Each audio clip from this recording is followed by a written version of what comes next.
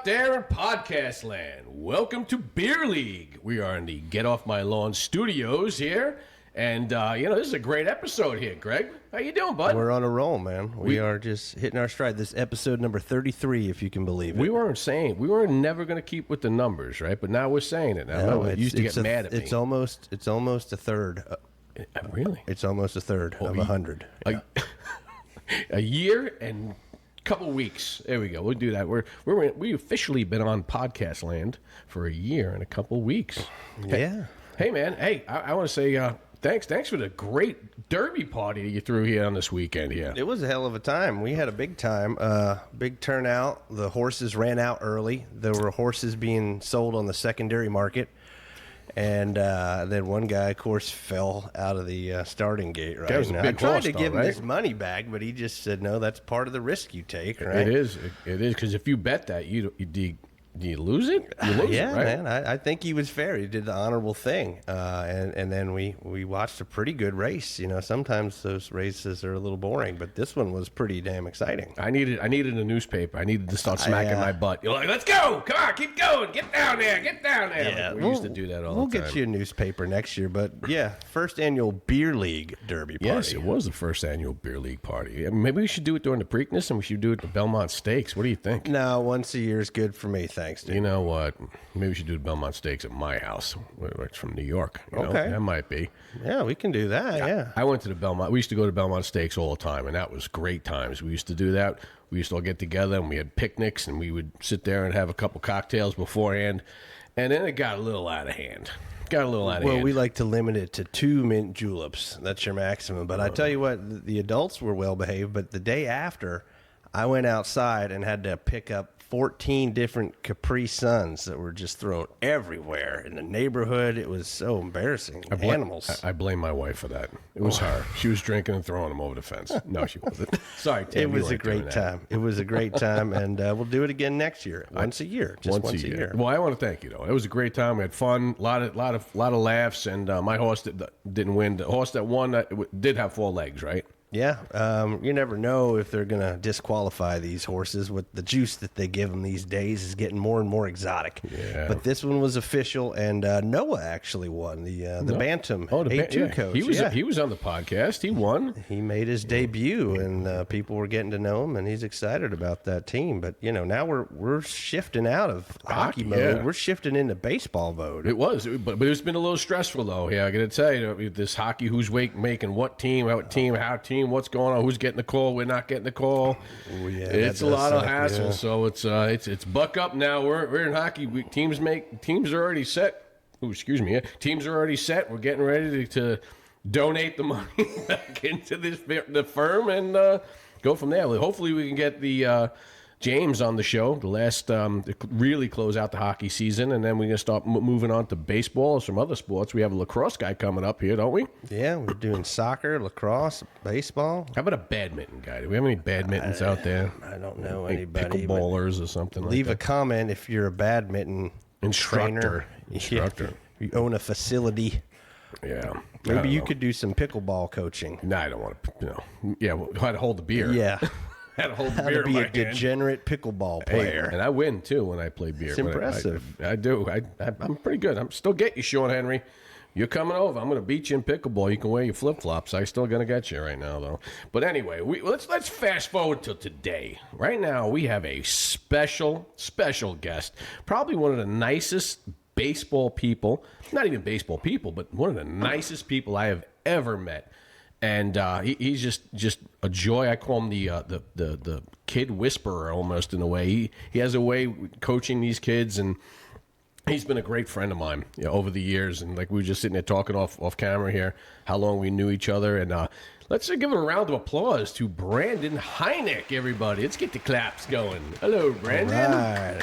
Thanks for having me. Here we go. This is his first podcast, so here we go. I'm a rookie. He is a rookie, but, so if he gets nervous, he's okay. He's all right. He's fine, though. But we make him smile up there. Just remember, it's 2 outs, bottom of the 9th. You got this. He's ice. Call him ice on the mound here. Well, so let's just get a little background on Brandon here. Brandon has been a friend of mine for, I'd say, about 6 years, 7 years now. Yeah. Probably a little bit more than that. Yeah. We were talking. We knew each other. Little League Baseball when our kids were 6-ish.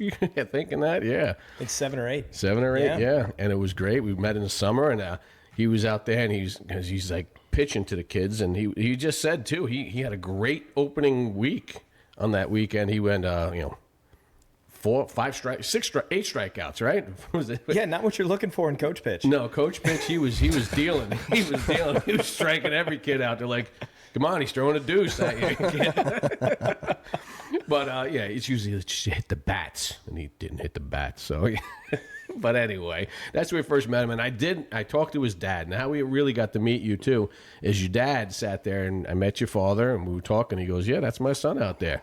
And he goes, "Did you know he threw a perfect game at AAA Colorado? Perfect game up in Colorado Springs, correct?" Correct. Colorado Springs. You can't throw a perfect game in like the whole year ever in Colorado, let alone throw it there. My God, that's crazy. Congrats. Oh, that was awesome. And that was probably the intro to get to meet you during that time. And you've been an incredible person ever since. And you've been a great friend of mine over the years. And and I respect anything you say with baseball, and a lot of my coaching has a lot to do with him. I always say I'm his protege. Wait a minute. Do you have buckets out there on the field? I have one bucket. One bucket. One bucket. Well, how many buckets I are have you like working 8 with? buckets. I'm a buckets guy. What do you put in those buckets? Well, the empty baseballs that the kids are making fielding. So, okay. Yeah, Okay. yeah. So every base has a bucket, and I have a guy who will hit this way to first and second. I have a guy hitting this way from second to third, and just boom, buckets. 2 or 3 guys. They and just call boom. them Coach Buckets. That's what they call them. Hauser calls me buckets. He's always laughing at me because I'm bringing the cart. I have this tower of buckets. I'm like, take them out, boys. Here we go. Throw them out. I feel like that's a great nickname in basketball. Yeah, I don't think exactly. it's needed. in You don't want to baseball. see him play basketball. No, I'm terrible at basketball. Oh, boy. All right. Well, so let's say, Brandon, so, again, thank you for coming on the show. Thank you so much. I know you've been busy. He's busy with coaching and busy with teaching and his lessons and everything. Now, Brandon, so you were originally from Cleveland, Ohio. Cleveland, Ohio. Cleveland rocks. There we go. Cleveland rocks. And I'm sure he was an Indians fan growing up, weren't you? Absolutely. We split season tickets with 8 or 10 different families, so we'd go to a handful of games every year. Nice. Loved it. Nice. Now, you went to it was the old stadium, right? Not the Jake then? I still call it the Jake. Yeah. I did go to Cleveland Municipal, but I don't remember that. But I do remember the Jake. What high school did you graduate from in Cleveland? North Royalton. North Road. You know, Sarah's from up there. She's from Akron. Hey, She's from Akron area. So she's went up there. We went to university. We drove by University Akron and did the. So how many times have you been to the Hall of Fame, the Football Hall of Fame up there? 0. What? Yes. We tried to go in last year? Really? 2 years ago. But we didn't have enough time to do that and then whatever else we needed to do that day. But this past summer we went to Cooperstown. Yeah. So after seeing the Baseball Hall of Fame, I'm like, I lived close enough to the Football Hall of Fame. I need to go do that. Yeah. To me, Baseball Hall of Fame is gold. It's the Mecca. I mean, that's what I love. So on that one. All right. So let's see. All right. You're Cleveland, Ohio. Mm-hmm. You're a young lad. I'm going to play baseball. Bang. Tell us about your journey through the baseball career from you're about our kids' age when we first met, 6, 7 years old, to right now in Franklin, Tennessee, where you're at right now. So story on. Go ahead, man. Yeah. Grew up playing travel baseball. I was pretty good. So you started playing travel baseball right off the bat? No, started T-ball. Mm-hmm. So then kind of worked through the city league, and then we had a coach. We had a coach, Mike Gray. Oh, yes. He was talking about travel T-ball. I was like, Mike, I'm going to hit you. And then he started talking about travel coach pitch. I can't agree more. I mean, I even still think travel coach pitch is a little ridiculous. I know there's some kids where it's really unsafe for some of these kids to play. Okay. So I'm okay if they're playing travel baseball, but yeah it's. I'm sure we'll get into get this to later. that after. Yes, I'm going to yes. say that too. But played t-ball, and then once we got to kind of the city league, it turned into like a travel thing. And then once we got to 13, I joined this other team that was basically a combination of, I think, 5 or 6 different cities. They're kind of best players, and we formed a little bit of an all-star team, and we did that all the way through 18 years old. Actually, even played summer ball after my first year of college with them. But that was a good group of kids. Had a couple of them go off to play college baseball. In high school, I was a third baseman and a pitcher. And then my junior year is where everything started to change a little bit.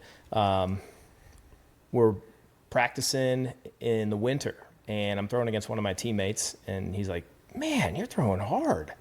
And I didn't know that until he told me that. So I'm like, okay, well, maybe we should see how good I am, right? And we started getting pitching lessons, started going to showcases. So in 11th grade, you started, this is that type of stuff. That's when it clicked for you. My work ethic kicked in at about 8th grade. I went to a camp called Bigger, Faster, Stronger, where they showed different exercises on what to do to improve strength, agility, all that kind of stuff. And that was the moment where I was like, I want to do this.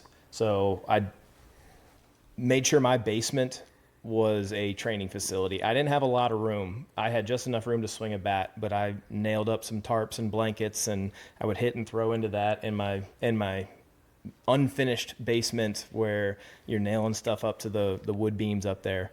And so a lot of kids listen to this show too, so that's something that these guys should listen to you about when it started kicking in. And there's some of the kids too, they're 7th, 8th, 9th grade, 10th grade, some of the kids we're listening to, and it doesn't matter what sport it is.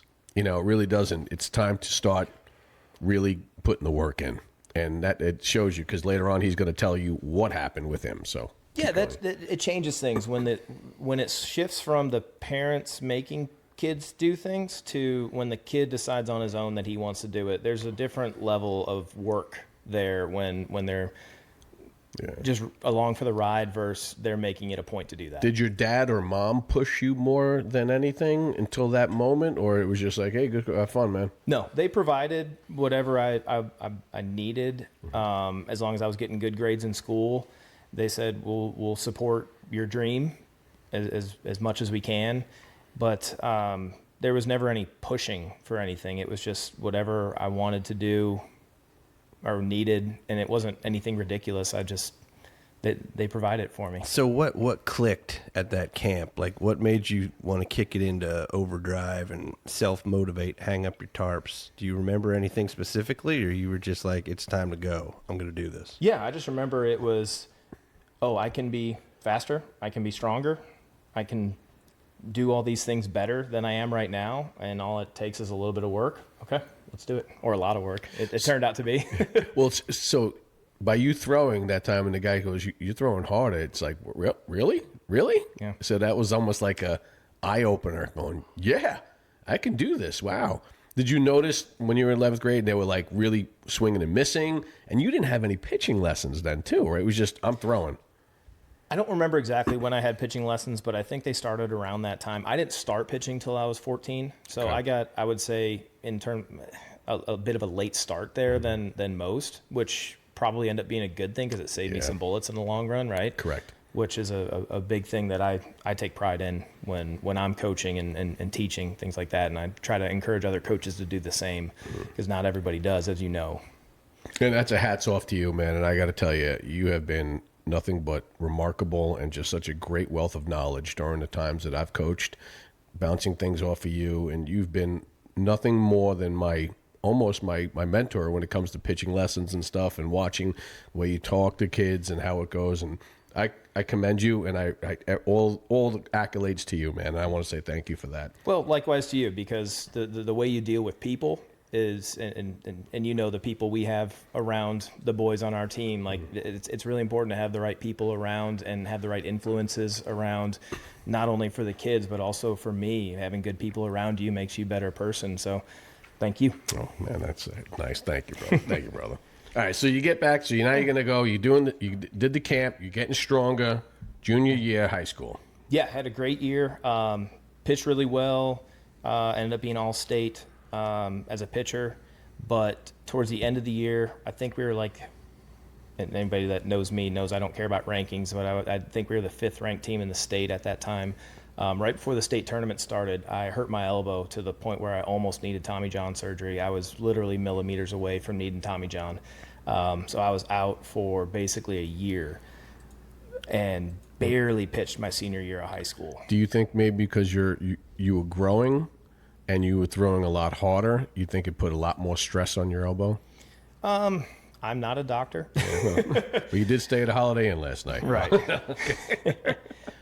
I think obviously there's more risk when you do throw harder, and guys are throwing way harder now than they were back then. I mean, dating myself, but that's 23 years ago when this happened. So I think that was part of it. I also think I wasn't throwing my curveball the right way. Maybe I didn't stretch well enough on a cold day that day. Who knows? I think it tends to happen over time in short bits. I don't think there's ever one thing that does it. It's probably more a straw that broke the camel's back kind of thing, in my opinion. Okay. Do you feel that kids nowadays don't take care of their arm care enough? I know with our kids at our age, and it happened with my son Dimitri. He had the baseball elbow. I shut him down for a while, and it helped out a lot. I mean, obviously he's still trying to come back. He's still getting there. His velocity's not there. I mean, just little things I've noticed too, because I also felt that he's growing. He's starting to get a little bit bigger and stronger, and I think his arm was not getting as stronger, and his mechanics was still, were there. But I think it started putting a lot of pressure on his elbow, and especially he's catching too, and he's throwing back to the pitcher, and it's now at 60 feet opposed to 12 feet. I've noticed now, it's so common now with that baseball elbow, baseball shoulder. And because, like you said, they're playing all year round, all year round. I think that's it. In pro ball, there's one season. It's a long season, but there's one season, right? And I've heard different views on whether you should take time off versus not take time off. I don't know the right answer. I know I did take time off in college. You still have a fall, but it's all practice. It's not games. There's some scrimmages for sure, but it's not a fall season and a spring season. I think it's really hard for kids these days to take any time off or a lot of time off, because they're always trying to get ready, or a lot of people are trying to get ready for that next season, whether they're staying with the same team or trying out for new teams or whatever. But I think it's really hard to manage how many throws you're doing in a year, when you're doing it. There is a lot more knowledge out there as far as taking care of your arm. So I think that's a lot better now than it was back then. But I only started doing that when I had to, right? Yeah, exactly. When I had to go to physical therapy. Yeah. Oh, man. Did you feel that you even got stronger then, too, when you came back from pitching? Your senior year now. But you didn't pitch your senior year. Barely. It was kind of part of the rehab process to get back out there. So I was definitely not the same. I definitely was not the same. But the rehab really, really helped my hitting, because I got a lot stronger and my power numbers went way up. Okay. So now this happens and you go, what am I going to do? What am I going to do? Because you had such a good junior year, and then all of a sudden, how was that in psyche and your mental state of going through your senior year? It was really tough.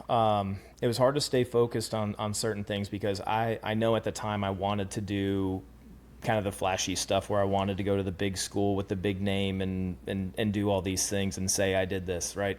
And I was starting to talk to those schools, and then the injury happened, and I don't know who else I would have talked to had I not gotten injured, but all of those schools, every single one of them said, call us when you're healthy. What schools were they, if you don't mind me asking? Yeah, my dream, I'm an Ohio State fan, so I wanted to go play at Ohio State. I know I got started talking to Kentucky, and then there are some I got letters from a ton of schools for like questionnaires. Oh, really? But they just kind of mass mail anybody that's on a list. But it was so early on in the process. Those were the two biggest ones that I was talking to. There's a couple smaller D1 schools like Ball State and Kent State, some MAC schools around the area, because I was going to camps around there to showcase yourself. Yeah, exactly. Okay. But they all said, call us when you're healthy. So I actually, where I ended up, I got really lucky. Okay, so let's find out how you got really lucky. What's happening now? So your senior year, that happens. You're hitting, you're not throwing. Bang. Go ahead. Rewind a year to junior year. There was a kid that was a senior when I was a junior. His name was Scott Billack, and he was getting recruited to play Division I baseball, and there was a coach from Birmingham Southern there, and they saw me while they were watching him. So Scott ended up going to Birmingham Southern. Meanwhile, I get injured and not sure what to do. Well, they reached out to me, and that was the only scholarship offer that I got. Birmingham Southern, It was that scholarship or nothing. So it was an easy choice. Yeah, I was going to say, what? And that's a D1 school? Oh, that's an entirely interesting story. Okay, let's go. So 2001, Birmingham Southern won the national championship for baseball. Oh, wow. So then they filed the waiver to go to Division I. Well, you have to have 2 years of probation. So 2002 and fall of 2003, in there, something like that, they were probationary D1 for sports. Well, then my freshman year was the first full year of Division I eligibility. So my freshman, sophomore, junior year were Division I eligible. My freshman year, we made an at-large bid to the NCAA tournament, which was pretty impressive for a school of 1,200 kids in their first year of D1 eligibility. We won the conference 2 out of the 3 years I was there. And on the bus ride home from getting eliminated from the conference tournament, our coach got a call that they were switching to D3. Oh. So between 2001 and 2007, it went NAIA, D1, D3. Wow. That's wild. So what happens then? Does the whole bus ride go, well, we're out, peace, later? Yeah, they gave them blanket releases, and everyone transferred. It was really sad because I lost connection with the school that way, because it was, all my buddies.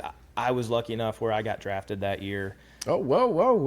Let's talk a little bit about that. Do what you said, then get back to that in a second. So your buddies. All my buddies transferred, yeah. So you still keep in touch with those guys at all, or no? Yeah, a little bit here and there. Did any of those guys make it to the show?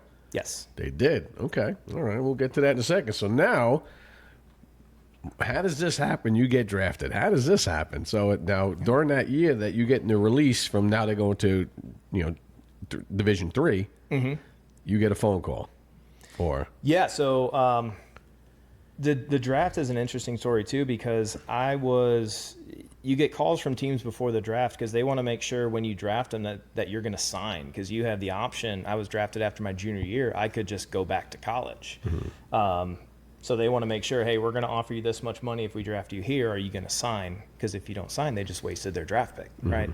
So the day before the draft, the White Sox called, and I want to say they told me top 6 rounds is where they saw me. Wow.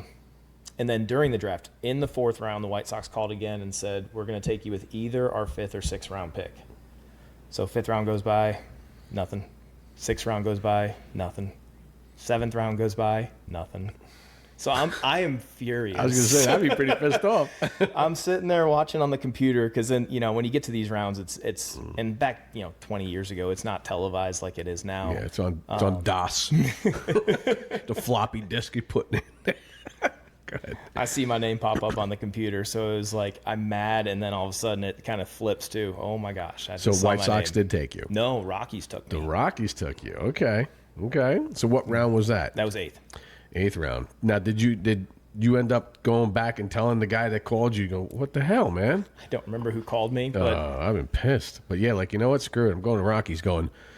Rockies. Everyone's hitting home runs out of Colorado. Man, I got to learn how to throw and keep the ball down. Right? I mean, that must be. at that point, I wasn't even thinking about that. It was just, oh wow, I just got drafted, and let's go. That's cool. So how does that happen? So you get drafted. Do you have an agent at the time too, or Yes. You do have an agent? Okay. When do you officially get the agent?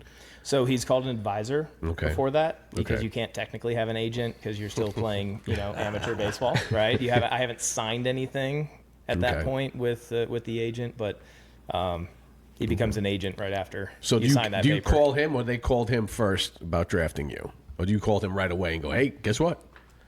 I saw my name on the computer first, and then I got a phone call from the Rockies. Okay. So that's when they informed me that I was drafted, even though I'd already seen that on the computer. That was, So they within didn't a even matter of a minute. They didn't call you first. They just picked you and says, are you going to sign? Right? So the other one said, will you sign if you get picked? And this one just picked you and says, hey, you going to sign or not? So they would have wasted I had it. talked with you other did? teams that said, and I had told them, I said, I will sign for what's called slot money. So there's money allotted for each individual pick. For if you're, I forget, I was like 226 pick in the draft, and that's slotted at a certain amount of money. And I said, if it's top 10 rounds, I'm signing slot. I had told everybody. That way I wasn't going to be difficult. And Yeah. Yeah, this guy's good. Okay, we'll worry about him later. So we'll pick him right before 10th round when he's going to sign. Now let's see. I said they pick you. Do they say you're going to play third base or you're going to be a pitcher? so Interestingly enough, earlier in the year in college, I was hitting in the cage, and it was the Pirates came up to me after that and said, "I like your swing." And I told the scout, I said, I see my future as a pitcher. So I was telling teams That you were a if pitcher. anybody said anything about that, I was telling teams I saw my future as a pitcher. Okay. What made you see that? Because you just felt stronger as a pitcher? You felt more comfortable on the mound than a hitter? Or what did other coaches tell you? Go, hey, you're a good hitter, but pitching's the way to go. I just felt more confident in my future as a pitcher. I couldn't hit a changeup. I could hit fastball. I could hit, breaking balls, but I couldn't hit a changeup. I didn't feel like I was a high-level hitter. Okay. But, small D1 school, I was a pretty good hitter. But I just felt like Okay. any type of future was going to be on the mound. Beautiful. So they call you. You got him. Now you're like looking around. What month was the draft? June. So Yep. yeah, so still it was the June. That's right. So June. Then they go. All right, you got to report to rookie camp now, right? In, like 2 weeks or a week and a half after. I think it was a few days. I don't remember exactly. I mean, all of that was a whirlwind, right? Like Yeah. everything just changed. I could have gone to 30 different teams. Your or life however just many. changed Yeah. big. Now I'm sure mom and dad hugging, crying. You're like, I made it. Holy cow! I got drafted. This is sick. Yeah. So it was an amazing moment, and then short turnaround, a couple days later, and I'm off to Casper, Wyoming. That's where their rookie ball was. Casper, Wyoming. Huh? Yep. Wow. Another Wyoming connection. I know, man. What was Getting the a other lot of hockey. Tell a lot of hockey people. Yeah, we had one of our coaches. He's a AA coach for the Flyers.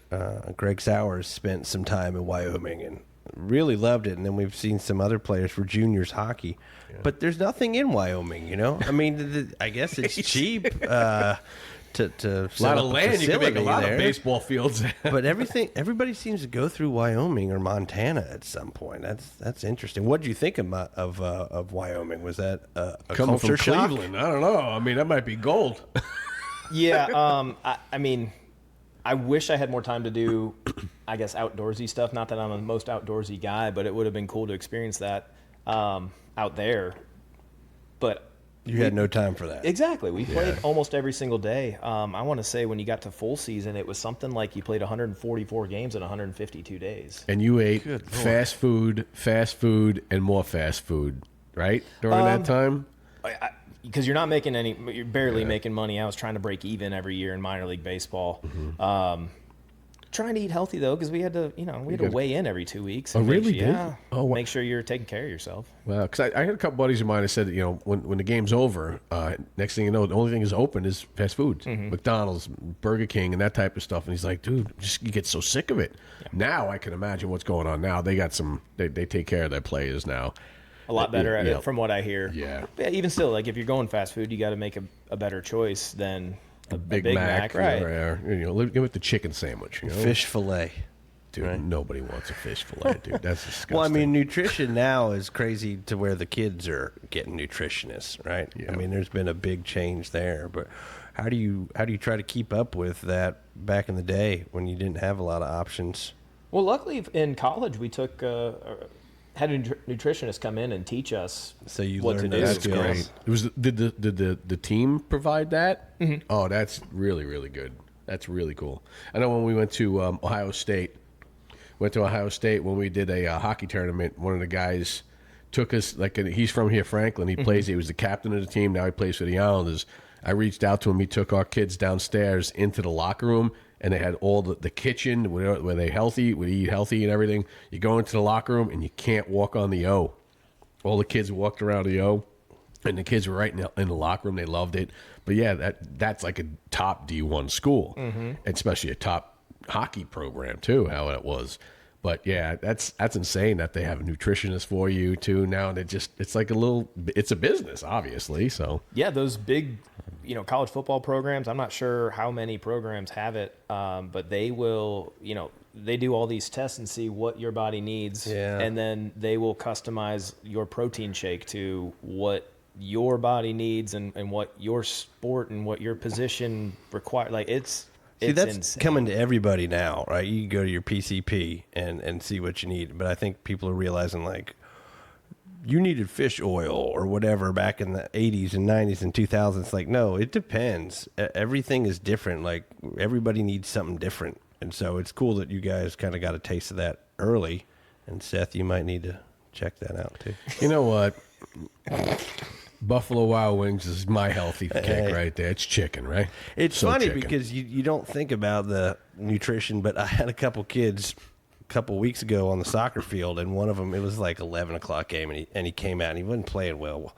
He was sluggish and stuff. I was like, man, he's one of our best players. What are you doing? He's like, I got to come out. I had 2 big bad breakfasts. I'm like, how can you even do that? But it's true. You really got to get that stuff. I got to be honest with you. I did that to my son and his friend Cam. So we have a tournament down in Columbia, and we're driving. I'm like, all right, we got to stop at a gas station here. Just get a gas station. And I said, get what you want. So D comes with a bag of chips, and Cam comes with some donuts and this. I said, okay. And I said, sit down. And I said, both you guys, you failed. Like, what are you talking about, Dad? Well, what are you talking about, Coach? I said, you failed. I said, now's the age you got to start learning to be nutritious. You got to fuel your body with good food. I go, both of you failed. So I say about the 6th inning, you're both falling apart. So they're like, oh, but it's gas station, Dad.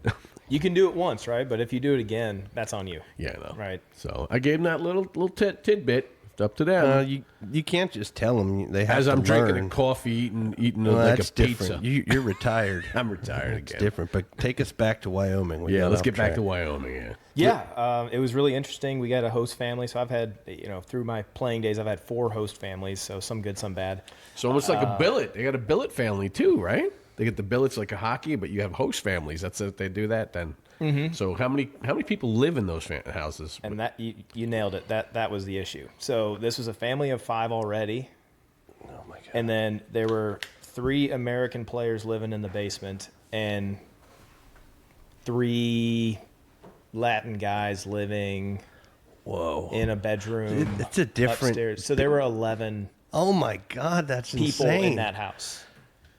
It's It like was a whole different cottage industry before the youth sports industry empire took off. Is the billeting people, and maybe that Greg was talking about it out in Wyoming as well, where he had like a mattress. First, they took him out and had a real nice dinner, and then he did not have a nutritionist the rest of the time. No, he did not. 11 people. That's insane. Yeah, I was a mattress on the floor sleeping, and one of the guys in my room was a very terrible snorer. So I was trying to stay up, kind of watch Sports Center kind of thing till I'm really, really, really tired and don't have to listen to that. But it was a really interesting experience. That's got to be weird too, especially kids from other countries, Dominican Republic, Puerto Rico. I'm sure, and I'm sure their English wasn't too good.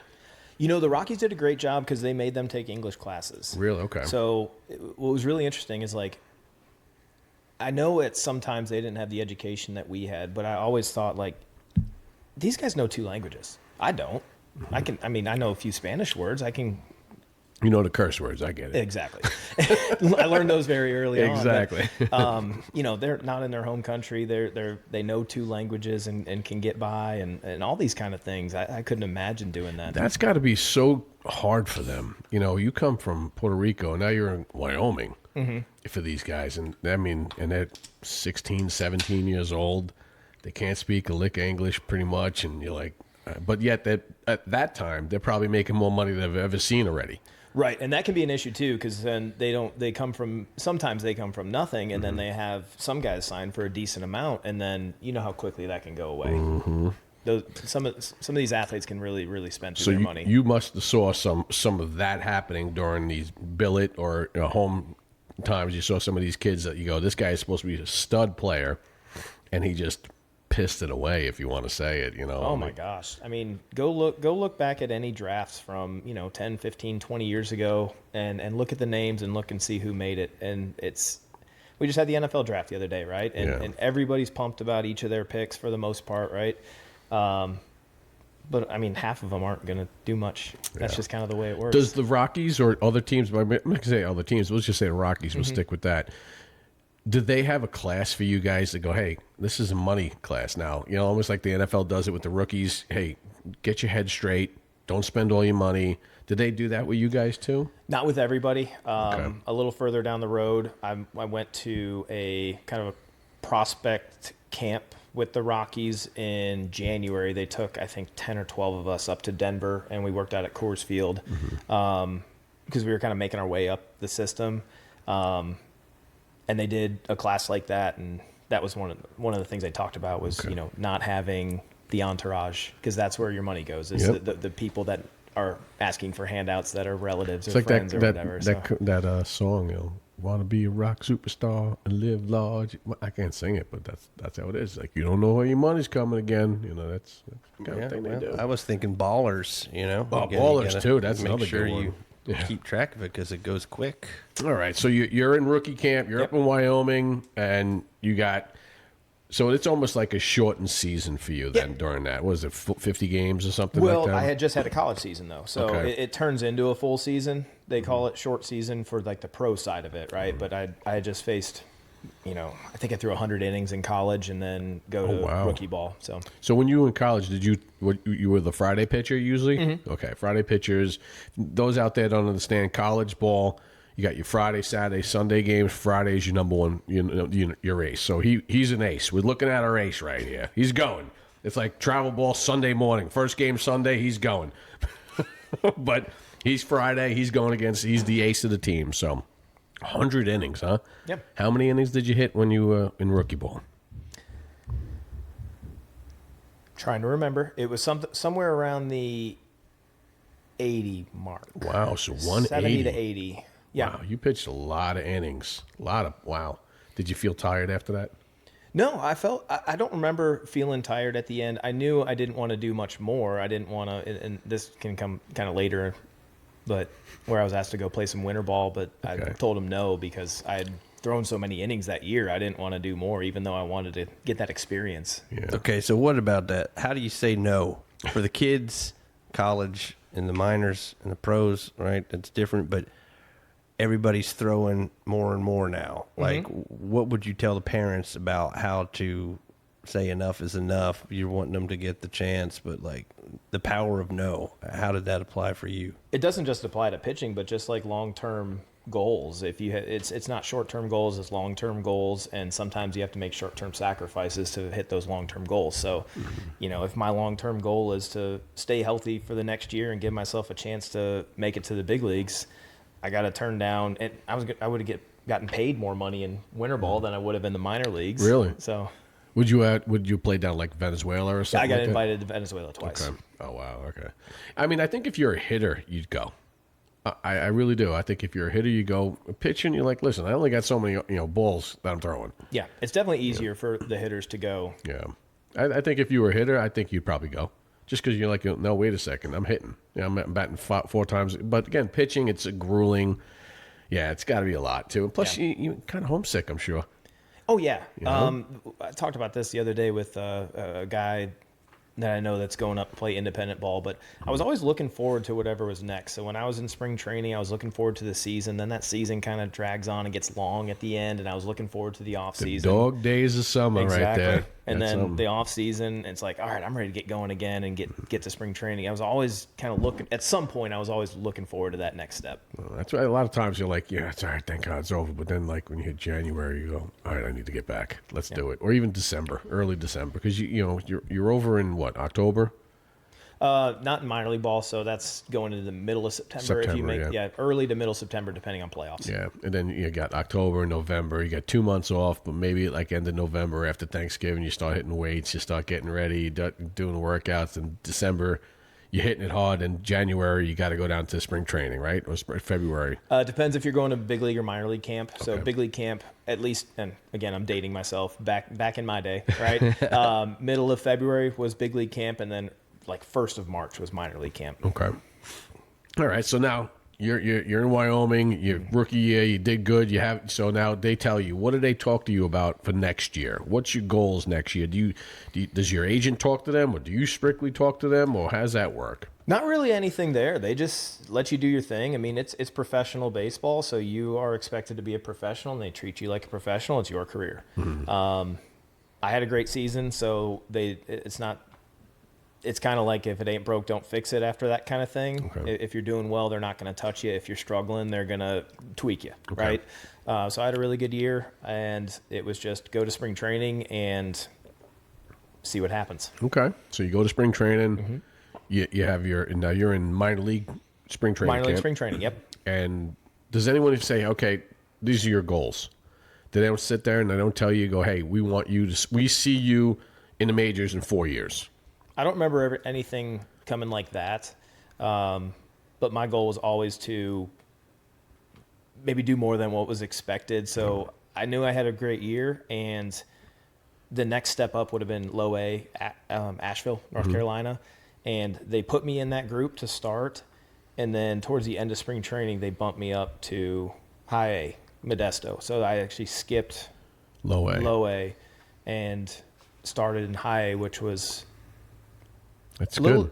It was intimidating, and then I had my first start of the year, which is even more intimidating. Why? What happened?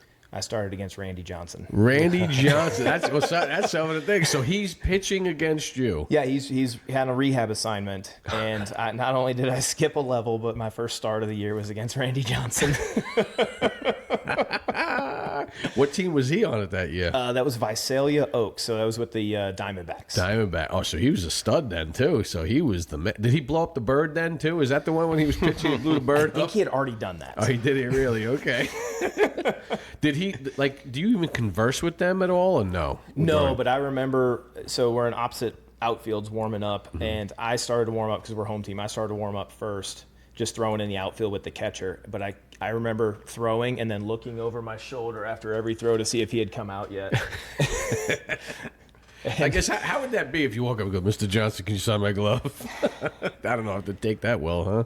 No, later on in my career, I was lucky enough to cross paths with some folks that I watched growing up, and I never personally asked them for autograph. I'd ask the clubhouse manager to do it for me. Oh, okay. And they were cool with it then? Did anyone say, no, I'm not going to sign it? No, I only did it a couple times. So. Okay, but you got everyone's autograph, though. Okay, all right. All right, so you're in high A. You're like, all right, we're starting out. We're in Modesto, you said? Modesto, California. California. Yep. Oh, it's a little bit better than Asheville, let's be honest. It is. Yeah. So you're... No, and then Asheville? Yeah, I don't know. I'd take Asheville over Modesto. Would you really? I had a great time in Modesto, but I would probably prefer Asheville. Okay. Well, you went to double. You went to A high A. That's good. Right. So remember that. That's better. Yeah. So you complete the full year in high A, do you? Or yes. you get bumped up to double? Or single A? Completed the full year. Okay, you did. Okay. How was the numbers that year? Good. So that rookie ball year in Casper, Wyoming, I got pitcher of the year in that league, and then high A, I got pitcher of the year in that league. Wow, pitcher of the year. So then right now the sky's the limit for you. You're going. This is great. Your path is going well. All right. So the next spring training, did they bring you up to the big league camp, or you're still in the minor league camp? Yes. So I got invited to major league spring training. So, as you can probably imagine, for a 22-year-old, I thought very highly of myself at this moment. Oh, boy. I wouldn't have liked you then, would I? Maybe not as much. No, I love you, man. You know that, dude. I would never say that. This is an important lesson, okay. And I've faced this multiple times. Listen to this. Go ahead. I was always much better when I had that chip on my shoulder. Whenever I thought I was good or thought I had made it, that's when I backed off a little bit. So I definitely did not start off very well.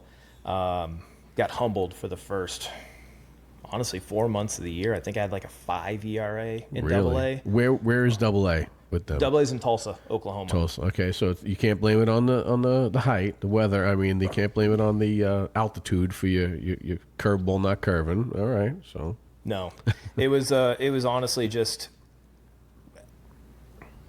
I don't think I prepared as well for that level that I had prepared earlier. I think I needed to. I don't know if take it more seriously is the right answer, but you started getting cocky. Exactly. You started getting cocky, and you're like, yeah, that's it. Well, I mean, listen, you're the pitcher of the year. You are now. I'm on the road. I'm just gonna coast now. I got it. So almost in a way, like when that first kid gets drafted in the first round and blows his money, in a way you're like, I got this, no problem. And you're like, what? Reality check. Yeah. So you had a 5 ERA that year. No, just for the first 4 months. I did really well in August, kind of buckled down there and got it down to 4 and change. Okay. So it looks more respectable than it. Honestly, it was not very respectable for quite some time. I think, and you may want to fact check on this, but I may have led the minor leagues in home runs allowed that year. Oh boy. So what did you do after you realized you've been humbled? How did you pull yourself out of that to try to get back on track? One thing I always did was I kept scouting reports. I would write my own scouting reports. So I'm watching the games and I'm taking notes on hitters so that I can try to find how I match up against these guys. It definitely got tougher as I went up the ranks because the hitters were better, right? They kind of knew, they knew as much as I did at that point, how good they were. Prep, a lot of prep. Yeah. Honestly, I just got mad. Like, why? Like, I don't like these numbers. I just got mad and I pitched mad. Well, good. Yeah, Good. Took too long to do that, but Oh, man. Sorry. So the end of that year, you had a little rough year. Does anyone come to you and go, hey, we didn't like you this year? Does anybody in the organization say that to you? Or did they tell your agent that, hey, listen, you got to get down here. What's going on? No, with me finishing well, I think that was really important for me because, like I mentioned earlier, I went to that prospect camp at Coors Field. I was invited to that in between that Tulsa year and the next year. So they still had hopes for you on that one. Okay. Yeah, I moved down the prospect list, but I was still a prospect. Mm-hmm. When I was at that prospect camp, I wasn't sure if I was going to Major League Spring Training after my performance or not. So I asked one of the coaches, I was like, am I going or not? And I was like, I don't need to know just for that, but I need to know if I need to get ready sooner or if I have 2 extra weeks. Yeah. And he's like, okay, that makes sense. So he went and asked, and he's like, yeah, you're getting invited again. So, Good. okay, good. Okay. So that's single A? Was that done? That was double A. Double A. Okay, so double A. So you go to spring training again. They send you to where? Well, it was a much different spring training this time because my last Major League, my first Major League spring training was, I was a rookie technically for spring training purposes. So you're aware of what athletes do to rookies. Oh, yes, the hazing. But we don't call it hazing now. Can't call it hazing. It's lot of love, it's called. Nothing illegal. Nothing illegal. But there was Acclimating. They're getting acclimated. Yes. It's putting rookies in a pressure situation to see if they fold. That's what it was. And there's something to be said for that, right? there is. In the Absolutely. It's love. Rite of proportion. passage. Rite of passage, too. Nothing illegal was done. There was some interesting things done, but there was something every Did you day. have your hair? Did they shave your head? No, didn't shave our head. Okay, all right. So one thing they have everybody do is everyone has to do a song and dance performance in front of everybody. Okay. And I do not like public speaking. You're doing good now. The beer helps. There you go. There There it you is. go. So what'd you sing? Well, I tried to get out of it. I asked one of the veteran guys, I said, hey, I can juggle, so can I do that instead? And he said, let me talk to the other guys. Wait, blood in the water. What was the veteran? Who was the veteran at that time? You I remember? want to say it might have been Jason Hirsch. Okay.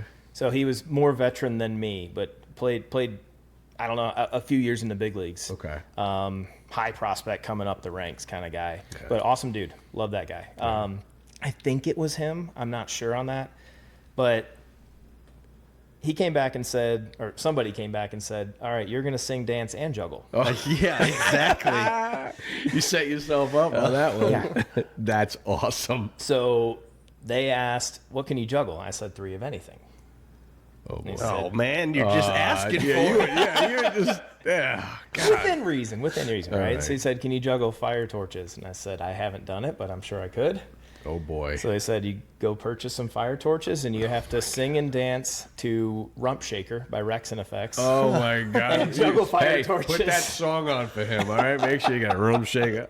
What are you going to do with a zoom, zoom, zoom? Yeah. Boom, That's a good one.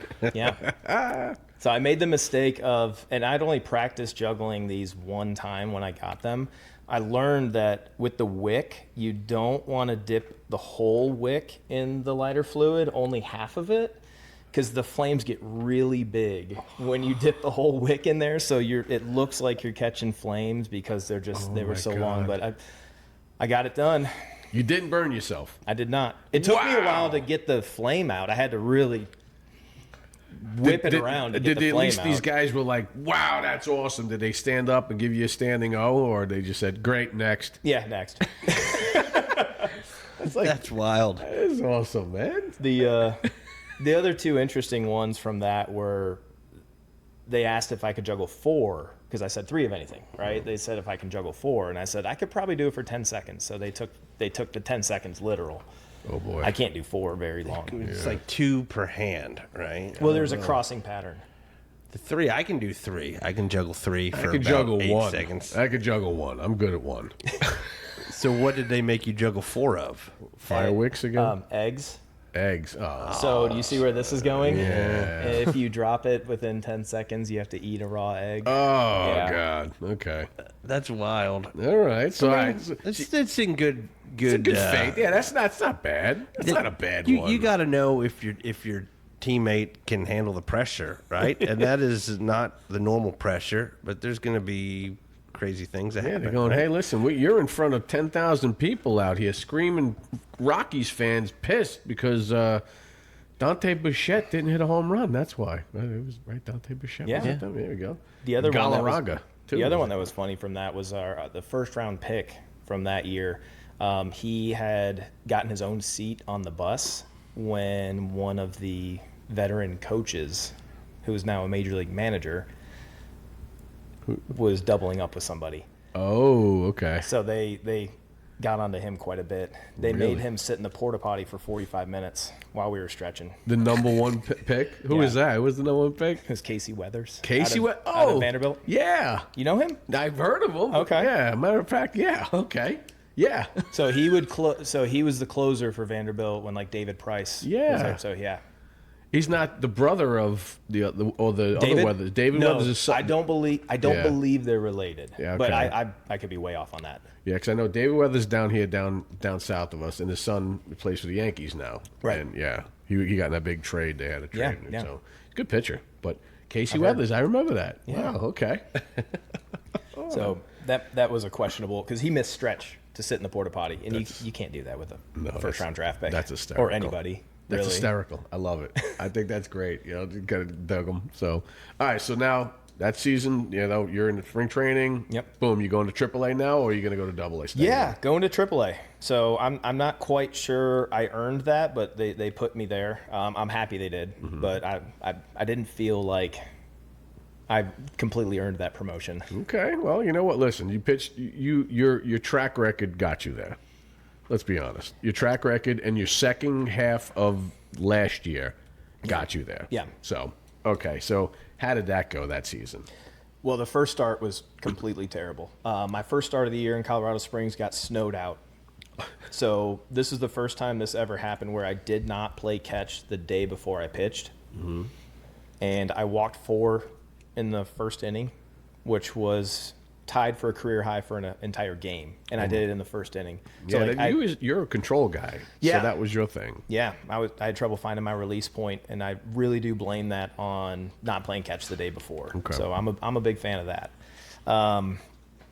But then I told myself I was not going to look at my stats for like a whole month. This is just, I think my ERA was a 17 after that first game. So it's one of those where you don't want to look at it. Mm-hmm.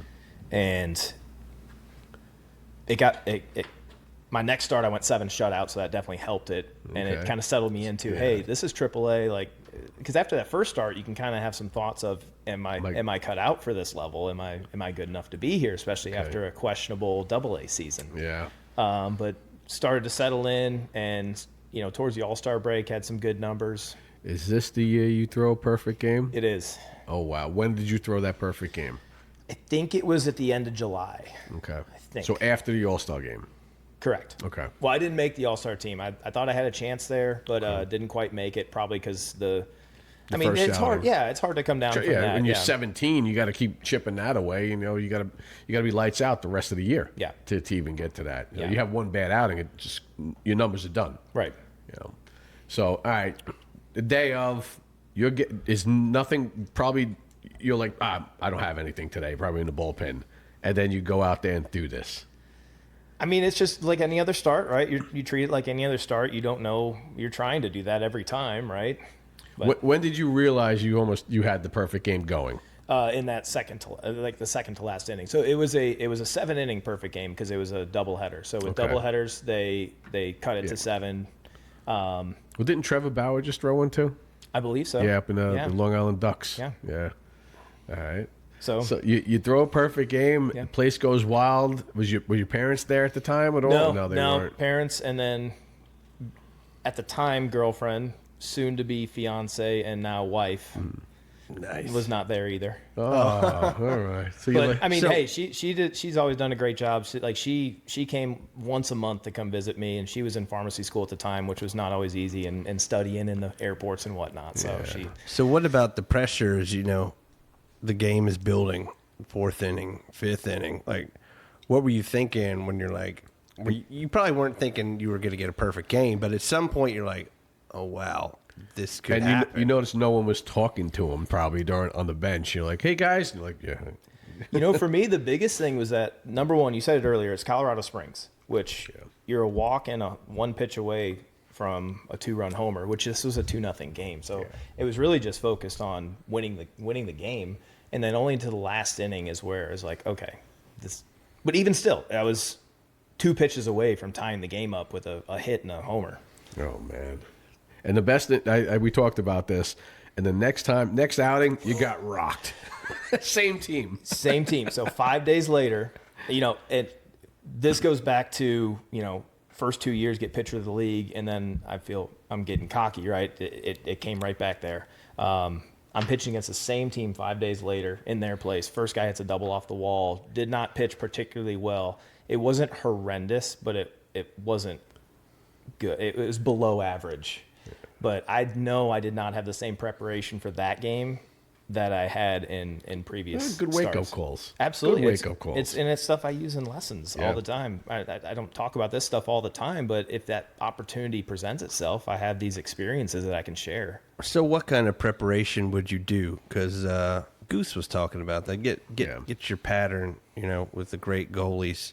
Holtby is who he was talking about. But what kind of preparation, what tradition, what superstitions did you have getting ready? Oh, you got to have superstitions. Oh, yeah. So it goes back to college, actually. So you mentioned Friday night starter. So I was Friday night starter my sophomore and junior season.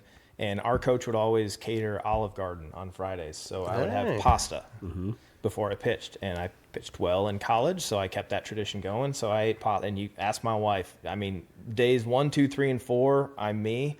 On day 5, when I'm pitching, I'm somebody else. That's hysterical. It really is hysterical because, when you have to pitch, you're almost like a mean guy, I'm sure. Mm-hmm. Because I talked about this in one other episode, like why I stopped playing hockey. My wife will tell you, if I know how to game that day, I was mean, miserable. I didn't want to be talked to. Mm-hmm. So you're trying to get yourself focused as an athlete. Again, I'm just beer league hockey player. But even like during football games at college and high school growing up, I'm like, I was mean those days. I just didn't want to talk to anybody. You want to get yourself focused. Yeah. And I get it. It's just like a switch. And then after it's over, you're like, oh, I'm happy. Well, he said he ate pasta. You said you're an asshole. Yeah. Well, that's a difference. We don't say, but he just said it too, though. But he didn't say that word, but he meant it, right? Yes. Oh, yeah. Yeah. Thank you.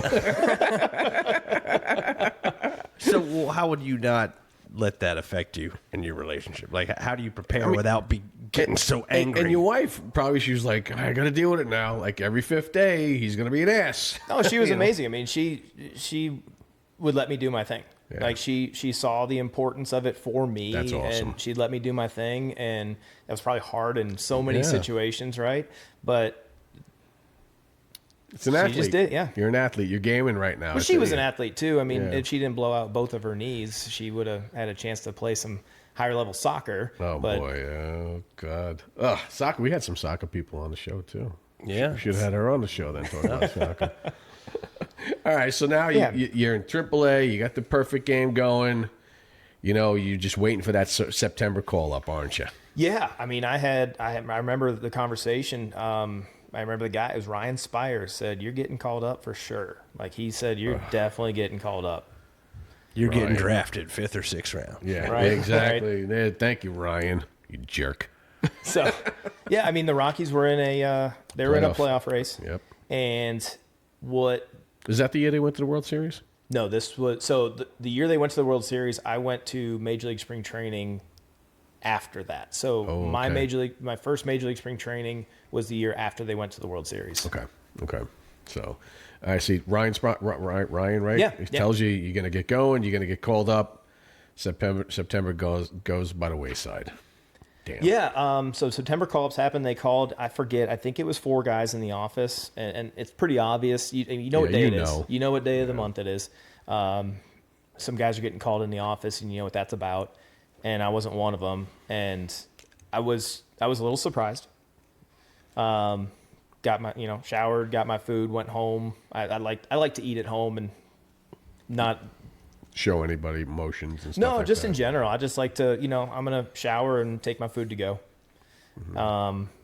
And then I get a call that night, and I see who's calling me. It's the director of player development, and I'm like, am I getting called up now?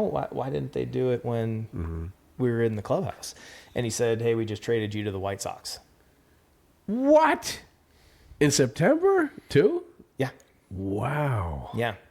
So with the Rockies being in a playoff race, they were uncomfortable putting a rookie in there to make his debut in a playoff race. So I got traded for Jose Contreras, who was, I want to say, 40 years old at the time, won a World Series with the White Sox, super veteran guy, right? And they wanted the veteran. Jose Contreras. Yeah. And they brought him up. Yeah. I remember. I don't think he pitched too well up there. So both teams lost the trade. I got hurt that offseason, and I got traded to the White Sox. Yeah. Yeah. See how this comes a little full circle there, where they said they were going to draft me in the 5th or 6th Yeah. round. So did you ever run into the guy that called you on that? I don't remember who called me. Did you ever say anything to him? Go, guys, I thought you were going to take me 5 years ago, you sons of bitches. No, so you get traded in September, and you're like, what? yeah. Where was that? There was AAA. Well, before that, I mean, this was really life-changing, because not only did I switch teams, but, I was doing well in AAA, and with the Rockies being in Colorado Springs and Denver being an hour away from each other, my wife and I had just gotten engaged. Okay. So we had just gotten engaged a couple weeks before that. What was it? No, a week before that. We got engaged a week before I got traded. And we're thinking, hey, I might be one of those guys that kind of be up and down the big leagues. We actually started thinking of looking for houses in between. Okay. And then I got traded to the White Sox, and their AAA is in Charlotte, and their major league's in Chicago. I'm like, that's not as efficient. Yeah, no. Oh, boy. Was she still in school at the time? Yes, she was in pharmacy school. So she's still got some flexibility to go somewhere. Right? But that's got to be crazy. That's how we ended up here, ultimately, honestly. All right, it worked out. We'll get to that next. All right, so you go, now you got to report to Charlotte. Nice city. I like that city. It's a good city. My brother-in-law and sister-in-law live up there, a little north of it. It's a little boring. I like it. It's got a football team. It's got not a lot going on if you like NASCAR. I don't like NASCAR. Oh. You just go drive and make a left. It's fine. It's a fine city. It's a fine city. Woo! I'd like to see you at a NASCAR race. I gotta go. Jeff Gordon's gonna pit. He's gonna pit. I think the next lap. Woo! You should say, watch it go around circles. He's going faster. Yeah. Well, don't hate on NASCAR. It's a fine sport. My brothers, my dad. They took me to a NASCAR. I went to that Dover, and they all made fun of me because that's all I did the whole time. It pissed off everybody. They're like, "You're an idiot." I'm like, "No, seriously." That's what they do. That's NASCAR. All right, go ahead. Sorry about that. So welcome to Charlotte. Welcome to Charlotte. There you go. With it being basically a September 1st trade, minor league season ends, so I only had one start with Charlotte. Made that start on the road in Gwinnett, which was really cool because I got to pitch against Jason Hayward. He was the number one prospect in all of baseball at the time. And did well, so ended the season strong. Going into the offseason, healthy, got traded. But I was confused. I was like, am I getting called up with the White Sox? And they said, well, they didn't want to make a 40-man roster move, so not now. And then in the offseason, I got put on the 40-man roster. Okay. Oh, wow. So that's kind of sucks that you had the opportunity to go up, and they held you back. Yeah, they decided not to make the call. Were they in a playoff run? No, they weren't, right? I don't remember. Oh, okay. I don't remember. The White Sox? I don't know. in the playoffs. Was that Ozzie Guillen era? It was the maybe. Ozzie Guillen, Paul Canerco. Yeah. Well, no, they probably were. Mark Burley. Yeah, they had some good. They were good. Yeah, they were really, really good. I mean, well, Ozzie Guillen, though, he was one. He was hilarious. Yeah, I know. He was a hell of a shortstop too. Yeah. Couldn't hit it though, but he was really a cool manager. But I guess maybe he didn't want rookies up there at that time. Who knows? I don't know. Oh man. Don't know. All right, so the next year, Yeah. you're in the 40 man. Yeah, I was in the 40 man, but unfortunately, I hurt my shoulder that off season. What'd you do? Hurt my shoulder. Pitching, swimming, Yeah, golf? I felt it throwing. So just felt it throwing in the off season. No surgery? No surgery. Again, so this was labrum. Mm-hmm. I was millimeters away from.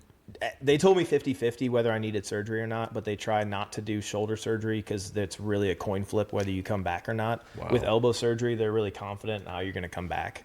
They can do it with their eyes closed. Okay. All right, so did you pitch it all that year? Yeah, so I stayed in spring training for a little bit. So it's called extended spring training, where guys that like don't make a full season team, they stay there. I did my rehab, and then they sent me to Birmingham, which was AA. Okay. Back to Birmingham. Back to Birmingham. Well, I think this is something interesting, though, in Birmingham happened with you, right? Did you play against somebody named MJ? Well, on the same team. I didn't play with or against him, but Okay. he had, my understanding is the bus we drove on, MJ had purchased for the team. Wow, okay. So he already was there and then went back. I think because he did that, 90... Was it? I don't even remember. It was in the mid-90s It when was? he did So, that, yeah. okay, So so it was, way before then. It was Okay. like 15 years before that. But Okay. Same right. place, same, same stuff. In Hoover, right? Didn't you Yeah, play at Hoover? the Hoover Met. I went down there and you were like, I played there. I'm like, That's oh, where wow. the SEC tournament is. Yep. Yeah. It's cool. All right, so you're down there. So you're in Birmingham. Yeah. The Stars, right? Birmingham Stars was it? Barons. Barons. Okay. Yeah. Barons. Okay. So you're down there. What are we thinking here? Are we going to get the call up? No, I was still coming back from the shoulder. I'm not going to say it wasn't right, but it just takes a while to come back from a shoulder injury. I wasn't myself. My velocity wasn't there, which I wasn't a high velocity guy to begin with. I mean, it was high enough to be where I was, but compared to all my teammates, I was definitely on the lower end of that spectrum. What was your go-to pitch? What were you known for? So I was a fastball changeup guy. My big thing that I would say, if we want to call it known for, was I pitched inside more than anybody I ever played with. I threw inside fastballs more so than anybody. 2-seam, 4-seam? I was 4-seam. I couldn't make a 2-seam move. Really? Tried. Oh, wow. You don't have long enough fingers. Well, it's interesting because like my first big league camp with the White Sox, my catch partner was Jake Peavy, and if you remember him, Jake Peavy, he's on the MLB network a lot. Yeah. So I think two-time Cy Young Award winner. Yeah. He was known for his movement on his fastball. He could make that thing move about 18 inches, it seemed like. So aim it at the left-handed hitter's hip, and then it comes back in the strike zone. I'm like, please show me how to do that. You asked him? Oh, yeah. And what'd he say? He showed me the most basic two-seam grip you could ever imagine. It seemed that to me. It's just the way he threw. Yeah. Versus the way I threw. His wrist angle or something. The way his he arms released, moving, yeah. We also had, White Sox had, I remember Gavin Floyd. Floyd, I remember him. Yeah, He used to have a crazy curveball. Exactly. And that's what I was going to say is I'm like, show me this curveball. And he showed me a very normal curveball grip and just the way he moves. I know my baseball guys. I know Gavin Floyd. He did have a sick curveball. But it was really cool to be in that clubhouse because just in comparison from the Rockies definitely had some veteran leadership with, the Todd Heltons, the Matt Hollidays, on the pitching side, Jeff Francis, Aaron Cook. The White Sox had more, I would say, household names. Yeah. It was really amazing. The pitching staff with Jake Peavy, Mark Burley, you had Bobby Jenks. Jenks was the closer. Yeah. Yeah, he was Bobby Jenks. Wow. You bring him back? Oh, wow. Canerco, Alex Rios. But for me, the best part was that I got Maglione Ordonez, right? Was he there? No, he had already. He left already. Yeah. Okay. He might have been in Detroit at the time. Yeah. Right? Okay. But Omar Vizquel. Really? He was there, huh? He was there. So he was when growing up going to Cleveland Indians games. He was a shortstop, and So all of a you sudden, must have been so like starstruck sometimes walking into these places. Like I remember him when I was a kid. yeah, but you can't. Yeah, no, you can't. You can't. Even though I was, you can't. Yeah. But yeah, I remember one game in spring training. I'm pitching to AJ Pierzynski, and Omar Vizquel's my shortstop. I'm like, this is amazing. Wow, that's so cool. Yeah. Now, anybody there that you kind of like thought was a good guy, and then all of a sudden you're like, that guy's a jerk, or there was a guy you're like, I don't care for that guy. I'm like, that guy's really aces.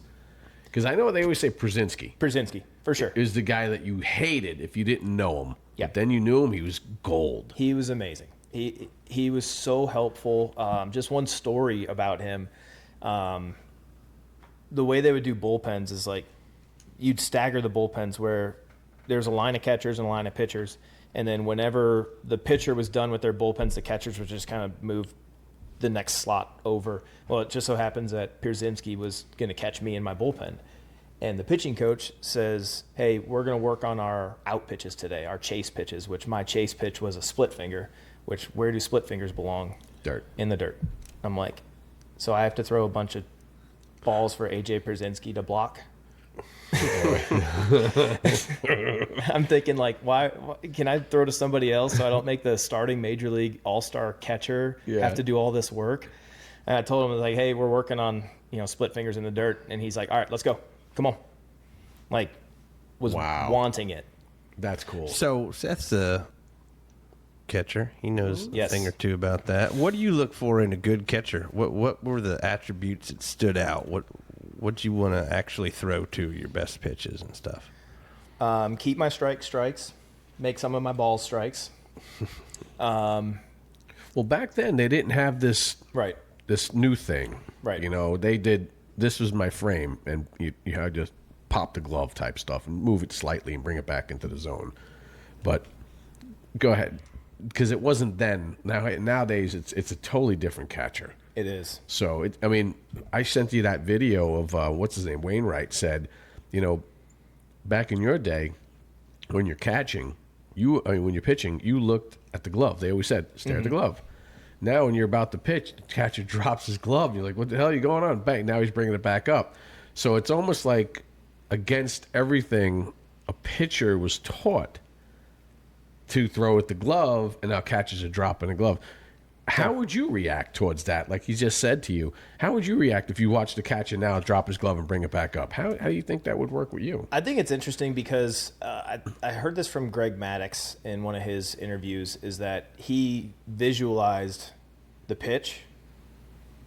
And I don't know if he said this or if I just did this, but I also visualized the result that I wanted. So I would visualize the actual whole track of the pitch that I wanted, where I wanted to throw it, what I wanted it to look like. Mm-hmm. I also visualized the result I was looking for. So if I'm throwing like a down and away fastball, I'd visualize the guy rolling over to shortstop, something like that. Okay.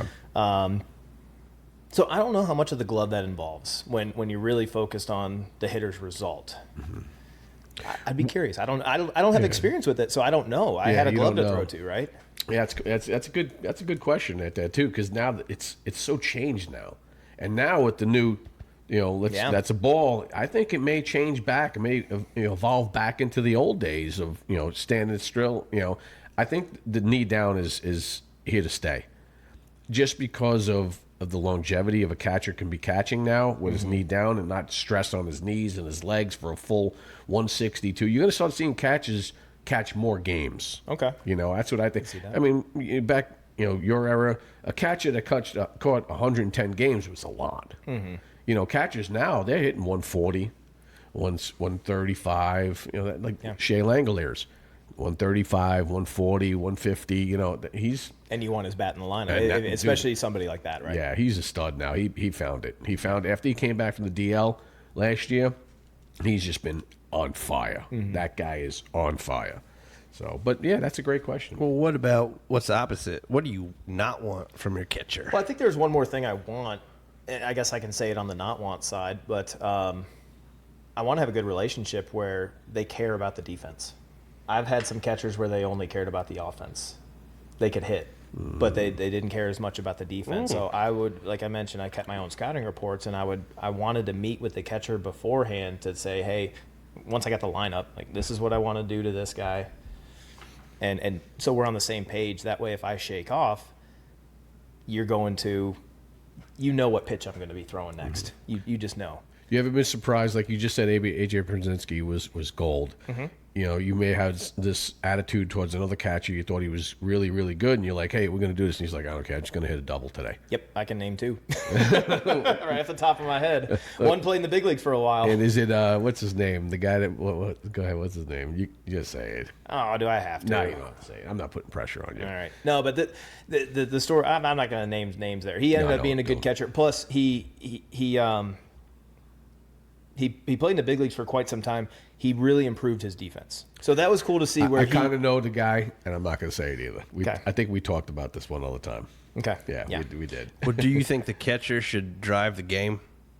Catcher makes suggestions.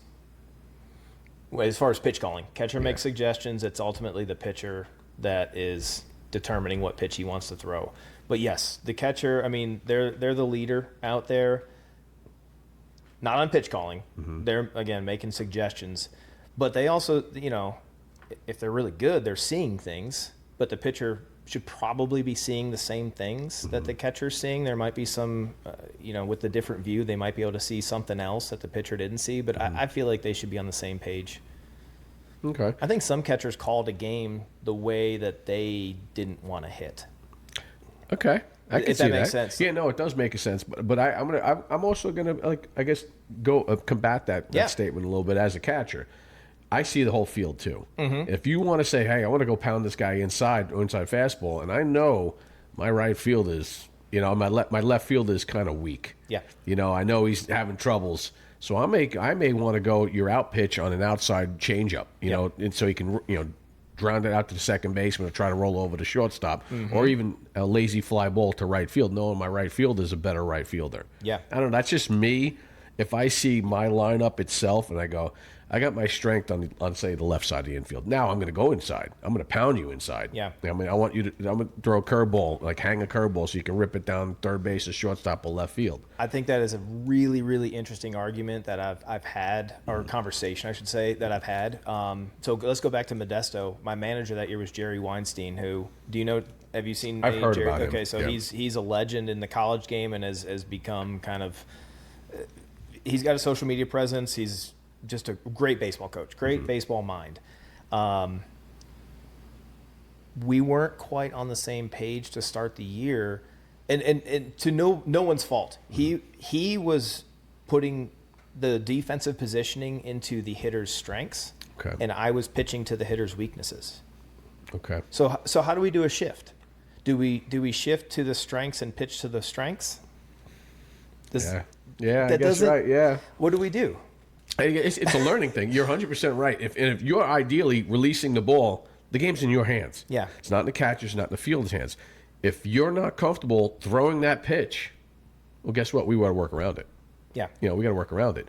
We have to go to where you're comfortable is. That's your number one pitch. You go with your ace. That's your number one. You just said it. Your fastball inside. Guess what I'm going to do? I'm going to know if your pitcher inside and that's your go-to pitch, I'm going to stock up my best fielders to the left side of the infield. All right? So as a manager, too, you got to get to know who you are on the mound, too. Right. And I think that's a great and a fair point, too. We had to have that conversation just to make sure, like, hey, this is what and he ultimately said, you pitch your game plan, and we'll work around We'll work around that. I like it. That's great, though, that you guys had that dialogue, too, and that's great. Okay. All right, so that's all done. Now you're there. All this stuff's happening. What happened at the end when it all came to an end? So, after Birmingham, and at this point, I'm really no longer a prospect. I'm getting up there in age. I'm coming back from an injury. Wasn't much of a prospect. I did really well in Birmingham, and then actually Jake Peavy, he had a kind of a gruesome injury. His lat pulled off the bone. Yep. And we were watching the clubhouse. They showed a highlight of that, and they knew I was doing well. And they're like, "Well, I guess bye. You're going up to AAA now because it trickles up, right?" Yeah. So I went up to Charlotte, and I did horrible. Just my welcome back to AAA. It was actually a hilarious story. Now. Right. So this was my first time back in AAA since I was in Colorado Springs since the injury, and I'm in Gwinnett again, and I'm pitching against why am I blanking Stripers. on his name? They were It was the Atlanta. Yeah, right? they weren't the Stripers then. They changed their name to the Stripers, Okay. but I think it's just Gwinnett Braves. But Okay. oh my gosh, who was? Oh, Nate McLouth. Nate McLouth was their leadoff hitter. He's a former All-Star in the big leagues. Mm-hmm. So I'm, first pitch back in AAA, start off the game. I'm the starting pitcher. I'm just trying to throw a strike, and the game's 1-0. Oof.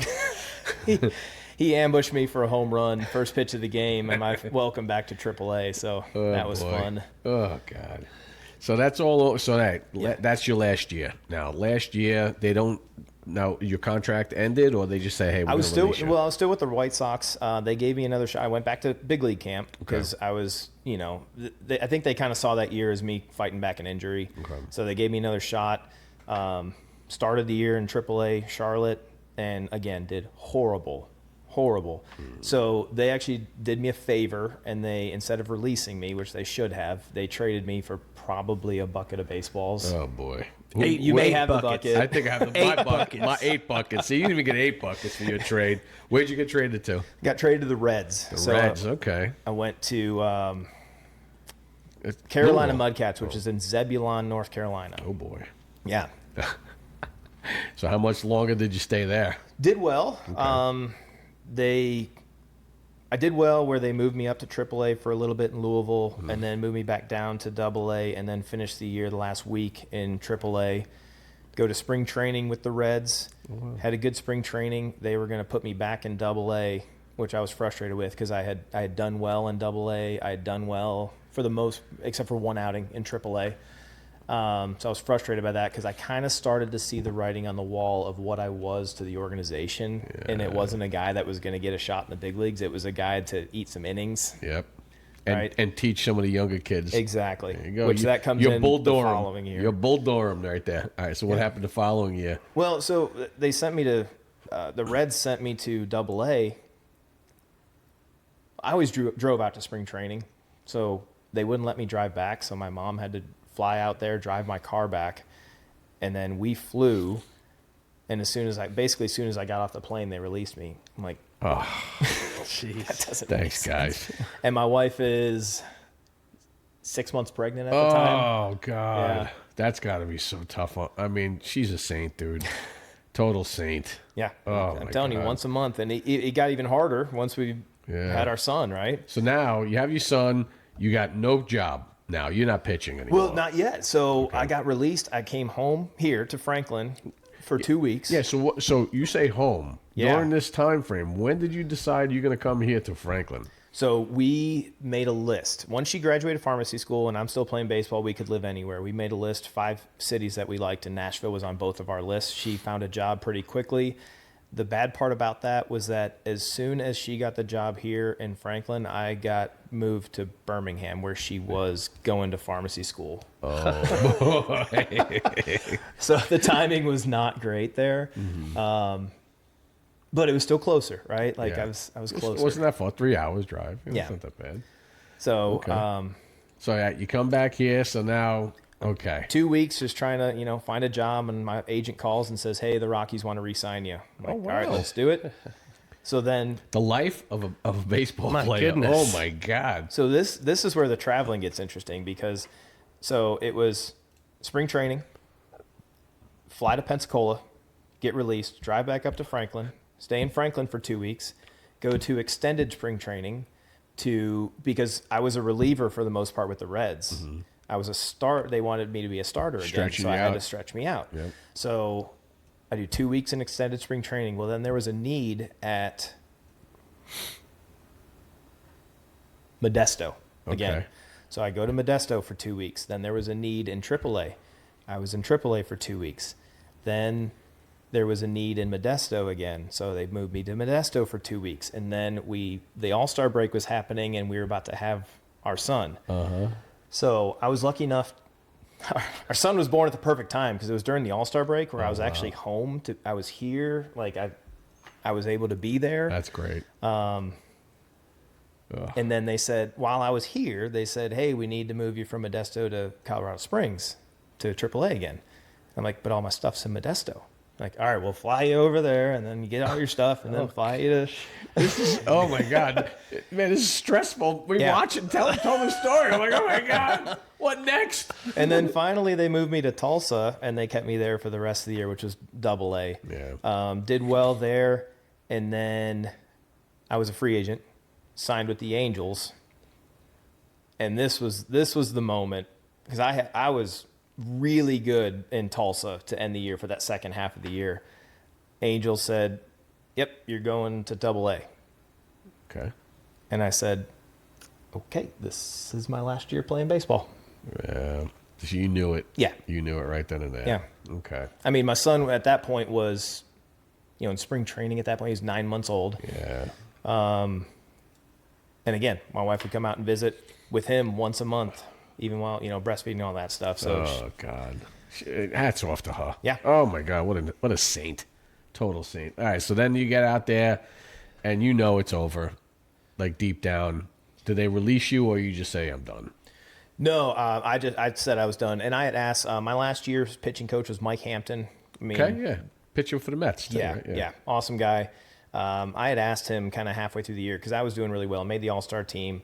I asked him, like, is there any shot of me getting called up to AAA? He said, no. We have 4 first-round draft picks on the team, and you're here to Just say Now, how old were you at this point? 27, I think it was like 28, 28. What pitchers were there at that time? The first rounders? Anybody? Well, it wasn't all pitchers. Okay. So the first-rounders weren't all pitchers. Okay. Who was the pitchers that made it on the Angels that year that you go, I'm better than him? I'm better than him. It's not about that. I know, but still. At that point, everyone's good enough. It's about opportunity. Yeah, but still, in your competitive side, Yeah. you have to say to yourself, I'm better than him. What do I got to do? Well, part What of do it, I too, do? is I was a free agent, so I got a split contract where I would get paid more money in AAA. I'm like, I definitely earned that. Yeah. Although, That's true, too. Yeah. Yeah. I get it. So, all right. So Hampton basically kicks you in the nads. hey, he was honest with me, Yeah, so I that's appreciated good. that. And That's I good. told him, I said, this is my last year playing. Yeah. All right. So you come back to Franklin. What do you do? Yeah. What do you do? I wasn't sure. I did not do a good enough job of Prep.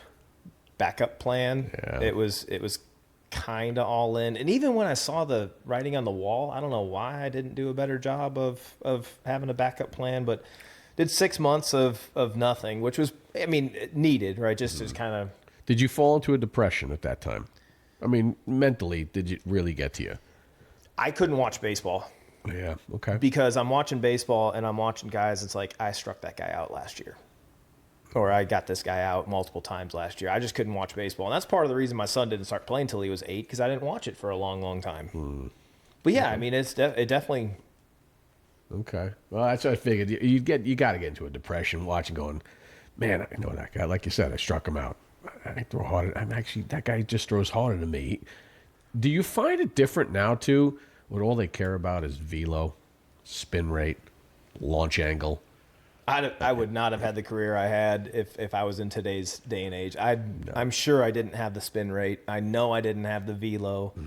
Well, I always say Maddox couldn't pitch, and he would never made it. Right. He would have never made it right now because it's just he doesn't throw the ball through 100 miles per hour now. Yeah. Now it's throw 100 miles per hour for 3 innings. Are you done? We'll get somebody else to throw 100 miles per hour. Yeah.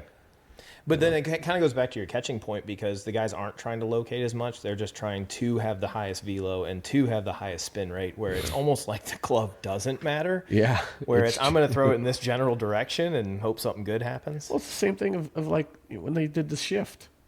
Yeah. Bunt. Get on base. Let's go. Try to steal a base. No one steals bases. Well, it's getting better now with the new rules. Yeah, it is. I like it. But, bunting, man, it's not heard of. I don't know. The game is different from obviously when you played. Yeah. And it is a different game. I still love the game of baseball. Mm-hmm.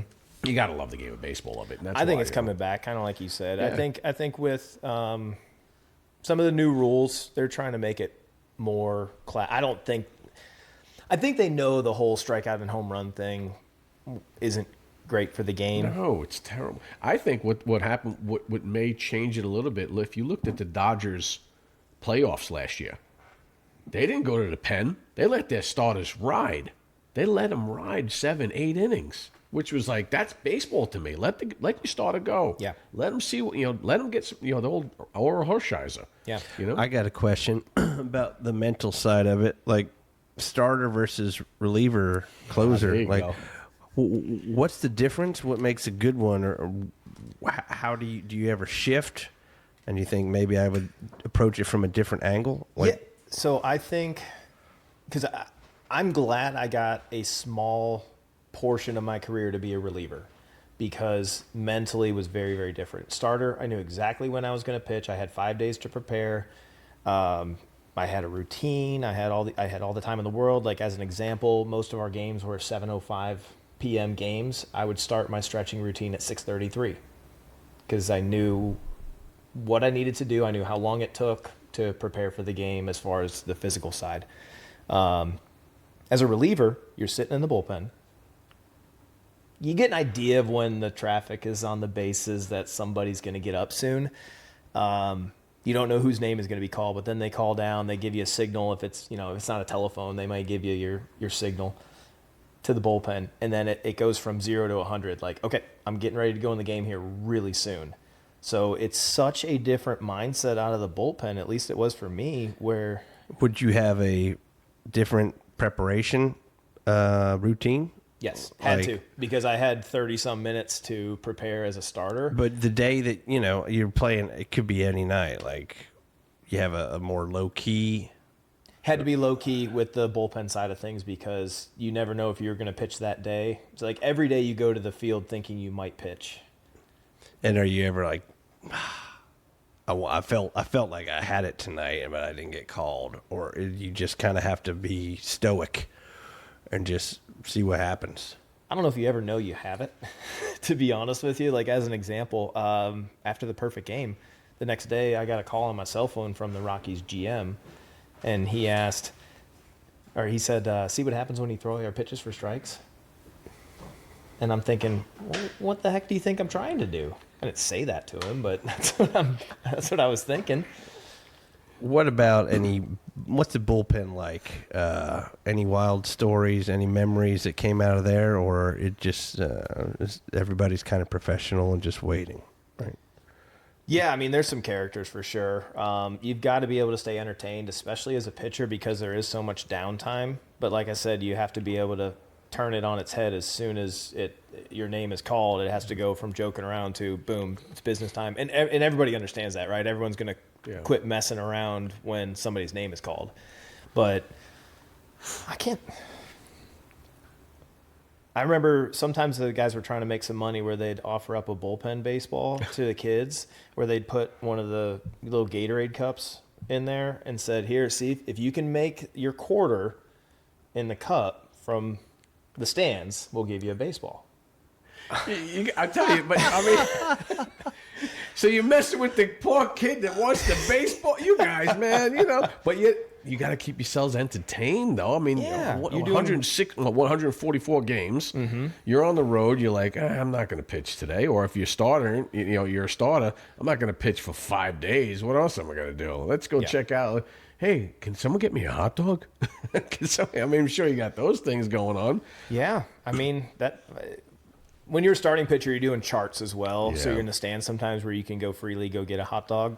Yeah. Okay. All right. But if you're in the pen, you gotta. Hey, listen. You got to go back to the clubhouse and find there. whatever's left. Well, what if you're a bullpen catcher too? Those guys are usually the nicest. I always gotta say the bullpen catchers are always the nice. They're always throwing baseballs out to kids. Well, we didn't have the big leagues have a bullpen catcher, right? But if the bullpen catcher in the minor leagues is the catcher that's not playing that day. Yeah, I know one of them too. That's another story too. Hopefully you can get him on the show too. But he just asked for his release from the Washington Nationals, and I think he's playing independent ball in Texas now. I think so. I gotta find out. I gotta call him. Okay. He's Shay's best friend. Okay. Yeah. So I think I told you about him. Yeah, I got offered to play independent ball, but I turned it down, took the advice of my agent. He says, once you play independent ball, you are labeled as an independent ball guy. Yeah. Think about Trevor Barrow. He wasn't getting anything anyway. So now, and he said he would pitch for free. Yeah. You see that? He would, and the guy's a stud. I mean, the guy's still a great pitcher. Yeah. but he's got I guess some issues, but I don't care. I think he's a great pitcher. I mean, yes, it's a weird situation. I mean, they got to deal with more than just the baseball side of things, the publicity and whatnot. Yeah. You know, the court had their say, and yeah, I know. it's just. All right, so now you're here in Franklin. Your baseball career is basically now it's put it on the side. Yeah. I got to do what I got to do. When did you start deciding, hey, my career was baseball, I'm going to start coaching and doing lessons? Well, like I said, I needed to not watch baseball for a while. I needed to be away from the game for mental purposes. And I did that for quite some time. I got a job for 4.5 years selling annuities, and that served its purpose for what I needed at the time. I knew it wasn't something I wanted to do long term, but it served its purpose. And then I knew I didn't want to do that, and I needed to get out of doing that. And I tried to get back into sports with a job where I was selling basically recruiting tools for athletes, and I felt that it was quite scammy. All right. And I needed to get out of that very quickly, which I was only there for 6 months. The work-life balance was not good. The product I didn't really believe in. So then I reached out to a facility around here to ask if I could give lessons. And they were cool with it at the time, then, or did they? Now, I can say it because it's. I won't say it then. It's a great facility. I think it is. Was it the previous owner, or was it the owner that was now? So it's funny you say that. When I was still playing, I was working out there. Okay. 3 owners before. Oh wow. Okay. So actually, when I got my job, maybe halfway through my job selling annuities, Ben Zobrist actually had reached out and said, "Hey, I got a buddy that needs somebody to do pitching lessons," and I would do whatever I could, which was really just an hour a day is all I could do after work. So that's kind of where I started the lessons. That was it, huh? Just one in couple times here and there. And Yeah. Then, well, I'm going to tell you. I mean, and what year was that when that started? Probably 2016 or so. Wow, okay. Yeah, because I mean, we've been going to that place for a while. Yeah. Well, what is it? There it is, right there. He's got Yeah. it. He's got it on. He's got the Showtime Academy. Yeah, Showtime Sports Academy. There you go, Showtime, and it's a great facility. They do a whole bunch of stuff there. They have some great people like right in front of me.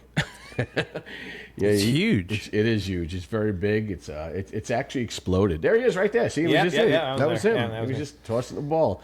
It's you know what? I think anybody that's ever played around Franklin has known you and known that facility. You know, and and I always tell people. They always tell me, hey, so pitching lessons. Who's the best pitching lessons? I said, hands down, Brandon Hynick. I goes, not because he's the best pitcher. He's the best coach. He's the best relatable to a kid. And I think I've always, said that because of how you are. Again, I'm not blowing smoke in your butt right now, and I say I want to always thank you for what you've done. It's almost impossible to get you to get a lesson with you too, and that tells you something about you, how good you are as a person and as a coach, because it's almost next to impossible during the preseason to get an appointment with him. You got to go 2 months in advance. So that tells a lot about you and how you are and what I see these kids now out there that you have trained. Hats off to you, Brendan. Hats off. I think it's nothing but phenomenal the way you are and the way you are with these kids. I always say he's the pitcher whisperer, but go ahead, you're a full baseball coach. Yeah. Hey, some say pitchers aren't athletes, but I was a two-way player in college, so Yes. I can teach hitting and fielding as well. Yeah. No. But thank you for saying that. But there's honestly there's very, very, very little I've made up myself. Mm-hmm. Everything that I teach was taught to me, was stolen from somebody else. I had great coaches along the way where I'm going to steal something from him, I'm going to steal something from him, I'm going to steal something from him. I had great mentors, great people in my life, and I'm very blessed to have all those people in my life. Now, I know you see these, Tims, now, because now it's a new era of baseball and youth sports. Yeah. Let's be honest. Let's get back to what we really are. Yeah. Youth sports. We see it as a $40 billion industry. I mean, absolutely. It's pitching camps, hitting camps, shooting basketball camps, shooting hockey camps, skating camps, power skating classes, football quarterbacks camps, soccer camp, badminton, goalie, everything. I mean, it's such a moneymaker. It really is. And I think the idea of it is correct, of camps and getting these kids, right. But then you have also a conglomerate of just, hey, money. Yes, this is money. Let's roll it in. Let's get some more. And I know you've seen this before, for a rec baseball to a travel baseball. Do you feel that rec baseball has taken a massive hit because of this travel industry has just scoffed everything up? What are some of your, we're both guilty of it too, because we're both in travel baseball. Right. We've left rec baseball to play travel baseball. Yep. We're both guilty of it. But what's some of your ideas and what you see in front of you on an everyday basis? Yeah, I think it comes down to the parents, because some just want to say their kids play travel baseball. So, and then there's the other side of that, where it's the facilities or the organizations that will make as many teams as they possibly can, so that you can say your kid plays travel baseball. So I think it's a two-sided thing there, which is not helping. I wish that there were. We went to the travel world not because I thought my son needed to be in travel baseball, but because he was going to middle school, but he's young for his grade, so he would have stayed in 9-10 baseball while going to middle school, so he wasn't going to be able to see drop third strikes and lead off. So that was my main motivation. And honestly, I mean, you and I talked about this extensively, where I did not feel like I made the right decision after that first half season of baseball. Yeah. Oh, I get it, man. Because I feel the same way. Like we said, it's almost a necessity evil. It's a necessity evil right now with it. Because, like you said, to see that game, well, you need to put them in that type of game to have it. Because I've seen the rec baseball league do this. And some of these kids that I see in travel, I'm like, that kid's in travel? Yes. Why? I mean, my rec team could have beat them, and unfortunately, it sucks. It really sucks. It really does, because it's almost like you have to put some of these baseball coaches too. I mean, I'm not saying our coaches are in middle school. They go, hey, where do you play? Well, I play, I played, Hojo, or I play, the Knights. I play. Oh, okay, great. Go ahead. I play rec ball. All right. Anyway, so what do you play? And they just bypass the kid. It's not fair. That kid could throw, 80.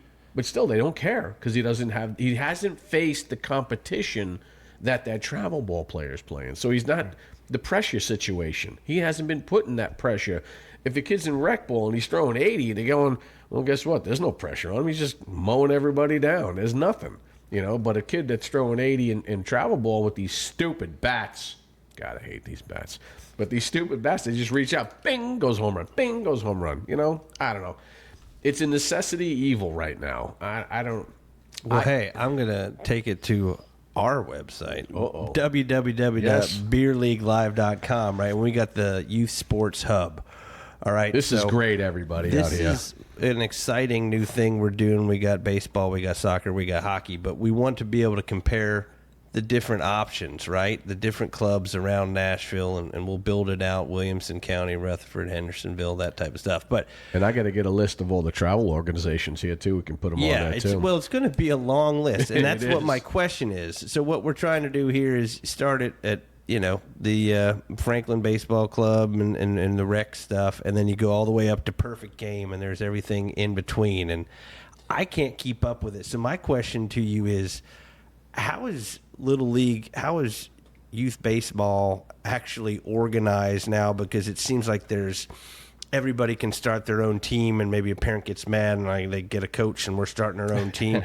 You got, Little League, and then Calvin, Cal Ripken. What are the Cal Ripken, all these different options? Kind of break it down, because I do hockey, I do soccer. I remember one time I was going to do baseball with Jack, but I missed the deadline. And this website's going to help you with the calendar. Absolutely. It's going to tell you when those deadlines are. But kind of break it down, today's game for the kids. Yeah, so you have the rec ball side. So with rec ball, and I don't know if every league does this, but I know FBC, which is what we did. Yep. They do, so you do an assessment day where coaches get to watch you, and then they do a draft. If you don't get drafted into a majors team, you are drafted into a minors team. So they separate it between majors and minors. And then if you're playing travel ball, there's different levels of travel ball where we have seen very few, but there are some single A teams. And then you have double A, triple A, majors. And you get to choose what tournaments you sign up for. So you got to make the right decision there. How do you know who's really a double A or triple A? I mean, that gets you to hockey. But when you're dealing with kids, you don't always know. You may have some guys that are triple A someday and maybe single A the other day. Same kid. Yeah. But depends what day it is. But you do know what competition to put them in. Yes. If you're going to have a single A team and you go into a majors team, it's the stupidest thing in the world. Like right now, unfortunately, like we can sit here and say, perfect game, right? Perfect game now has changed their rules. Everything is majors. So everything is open. So anybody can go in there. They just changed it. Because we signed up for a tournament 2 weeks from now where they had listed it as open, but they got enough teams in the tournament where they split it between double A perfect and open. That's perfect. Then they did It's that. kind of perfect. It's not perfect for us right at the moment because you're better double A. Well, sometimes. Yeah. We want to challenge ourselves more. Yeah. But we don't want to go the majors route. Like we're looking for a middle ground. Well, that's now. Then you have these other tournaments called, you got Perfect Game as a tournament. It's a whole thing, and they yelled at me on TikTok when I said, the merch and the Perfect Game, when they said no one showed up in a bus. Yeah, they did. Yeah. They showed up in a bus, guys. And they did. But then you have these other ones. So that's the majors. Well, that's because you're still confusing me. I still have no idea what's going on here with single A, double A, triple A majors. Well, that's the. So give you an example. This past weekend we played in a tournament. It was a Game 7 tournament, and we registered for the double A level. So there were 9 teams in it where they deem themselves double A. Like hockey. So if it would be a hockey version of a single A team or an A1 and an A2 team playing against the double A team.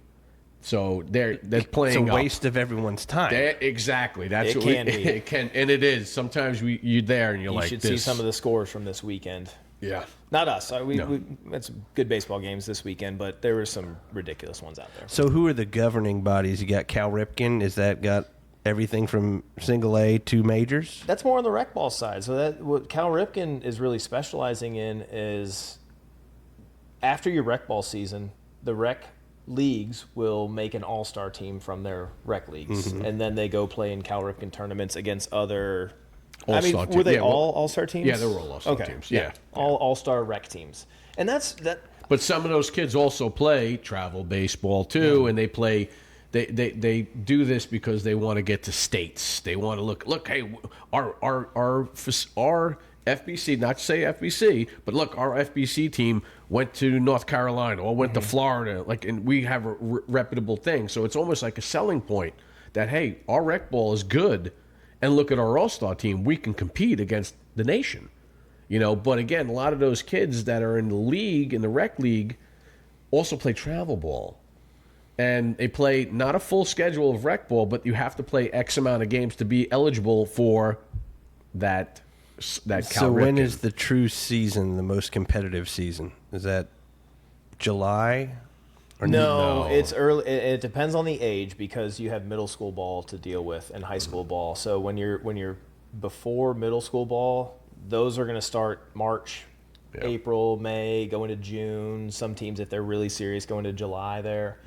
If you have we're 13U, so we have a lot of middle school players on our team. We just had our first tournament in May. Yeah, D's first tournament is not till 2 weeks because for 13U. But if he was 12U, they've already had 6 or 7 tournaments already. These Something guys. like that. Yeah. So, and they're already going, and they're already looking for what team they're going to transfer to next year already. Because in July, it's crazy. Oh no, it's hard to keep up with all the different options and tournaments. In hockey, we only have 4 organizations, right? We really do. And there's there's certain tournaments that they have. They have what do you call it? What's some of the Big Bear tournaments, and you have some of these other tournament platforms that they make tournaments for.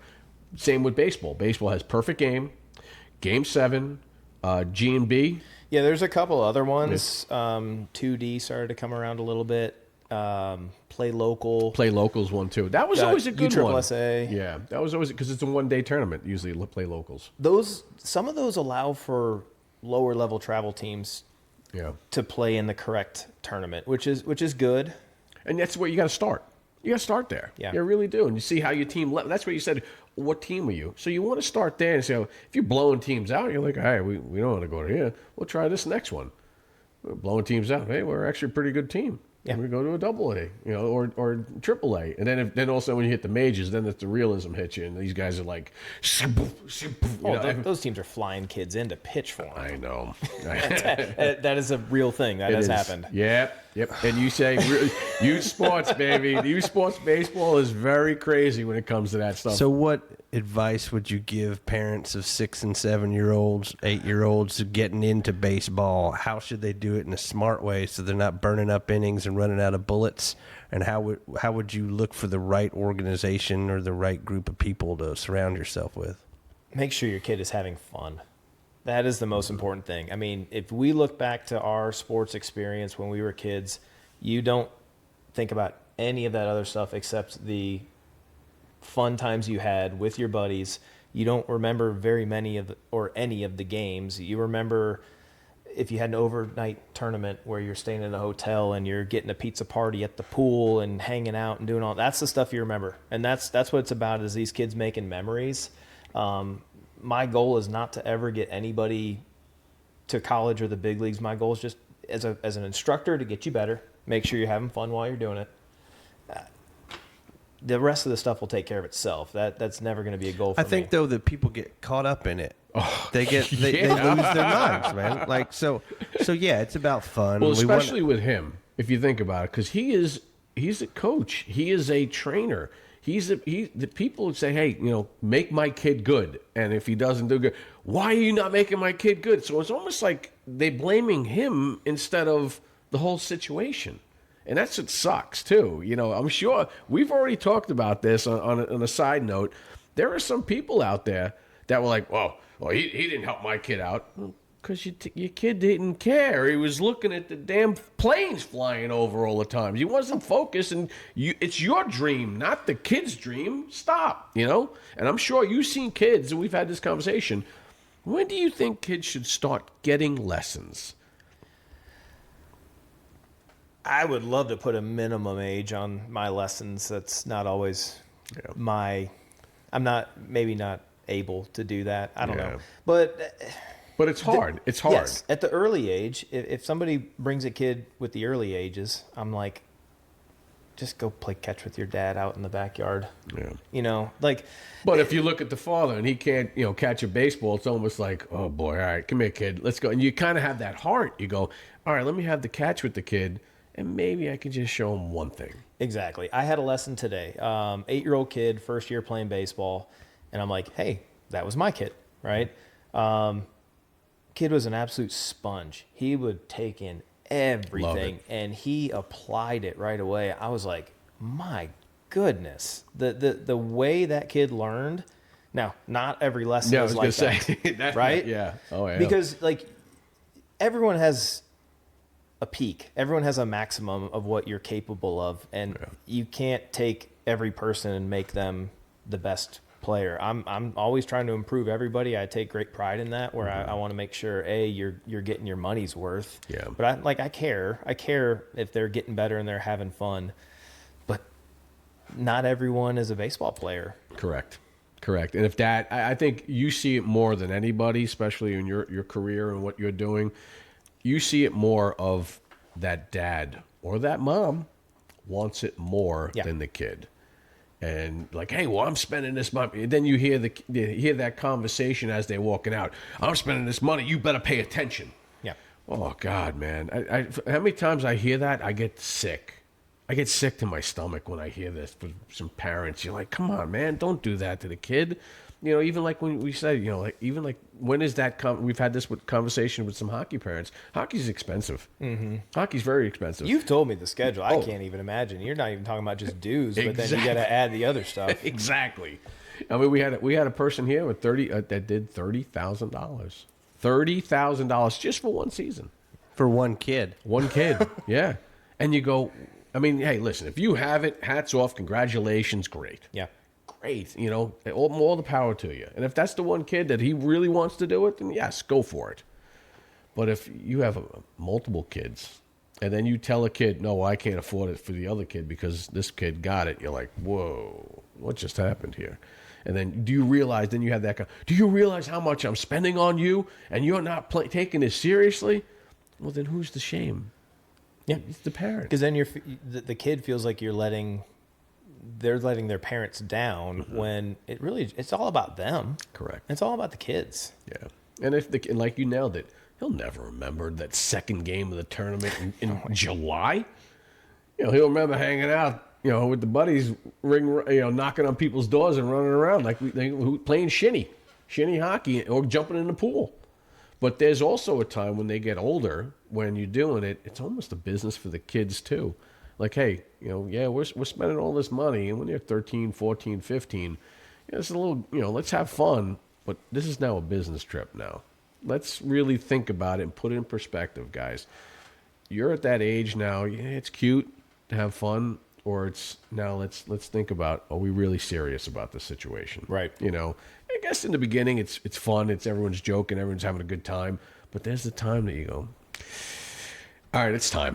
It's time. We have to make that decision as a family and as a parent, or as you know, or as a kid. Mm-hmm. You know, Dad, hey, listen, I don't want to do this. I want to play football. It's everyone's last game at some point, right? What's the ending scene in Sandlot?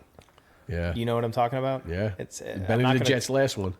I'm not going to quote it perfectly, but it was something along the lines of, at some point, you and your buddies got together and played in the neighborhood for the last time. Mm-hmm. That's right. And you never know when that's going to be. I may cry when you say that because it is because you know why though? But it all ends up in beer league. Right there. All ends up in beer because seriously, that's why this whole thing happens. Yeah. Because no matter how hard you're playing right now or how great you think you are, how great you are, you all end up in travel hockey or travel baseball or travel basketball or this all these other things that's going on. You end up playing beer league basketball with your buddies. You end up playing beer league softball with your buddies. You end up playing beer league hockey with your buddies. Mm-hmm. And why? Because it all roads lead to beer league. Regardless, you know, some get there faster than others. Nostalgia. Yeah, it really is. And like we've said this before, yes, travel sports and youth sports is great and everything for kids. It's also good for families too. Like me and Greg became great friends through this. Yeah. I became great friends through baseball with you. Yeah. You know, my friendship is through my kids. My wife's best friends are from dance moms. You know, so it is and we're all not from here. You're from Cleveland. He says he's from Jersey, but he's really not. But he told me Philly when I just met him today. Yeah. So he told me Philly. He's somewhere in between. There you go. I came down south when I was 9. I wasn't like you, waiting until you're 40 years old. Hey, I saw the writing on the wall. Got out of there. There you go. But no, but it's true. Like, and it's great because my best friends growing up were all youth baseball, youth hockey players, and football players. I could still call them up right now. Hey, did you watch that game? Oh yeah, let's do that. You know, but it's such a great bond that you always have, and that's why it's a great family. It's always been a great family and friendships, and again, beer league. It's all where it come from. Good. Yeah, I mean, when you, I don't mean to use this term lightly, but when you go to war with somebody, like an athletic competition, it changes things, right? Oh, yeah. When you got each other's backs, like there's just a form of camaraderie that you can't replicate often. So yeah, the joy of winning and the agony of defeat. You know, you really, I mean, we could still talk about some of the summer games that we had that were like, oh my God, it was great. Oh, we lost, but they grew together. The one where we got picked off a third to end the game? I do remember that. Why? That's an inside joke right there, but it's a true story. Kid did get thrown out. Like, why did he do it? It wasn't Elliot. Oh, wasn't Elliot? No. Oh, okay, yeah, I think I know what it was. I'm going to edit all of this out. So wrap it up. Like, what do you think the new era means? How do you navigate it for the parents? Kids got to deal with it. Hopefully they go to that camp in 8th grade and start caring. Maybe they realize, I want to play guitar or something. But what do you think you've learned from your journey that is useful today in kind of a new world? And when do you think kids should start really hitting the gas to try to find their dreams? I mean, I think puberty is the answer there, because there's dangers before that if they really start physically working towards that. I mean, at some points, there's some kids that are so serious early on, it's almost like a loss of childhood in a way, where they're so professional about this, which seems great. But at the same time, you wonder, like, Are they one-dimensional? are they going to burn out? That's the word, burnout. We see it a lot in hockey. Yeah. I know a lot of kids that are high school kids and they graduate already. They're like, I ain't playing senior year, or I'm not playing travel hockey anymore because I'm sick of getting yelled at. I'm sick of it. I'm sick of losing every weekend for hockey. And I want to hang out with my friends or the other friends that I have. I want to have a girlfriend. I want to get a job. I want to have a car.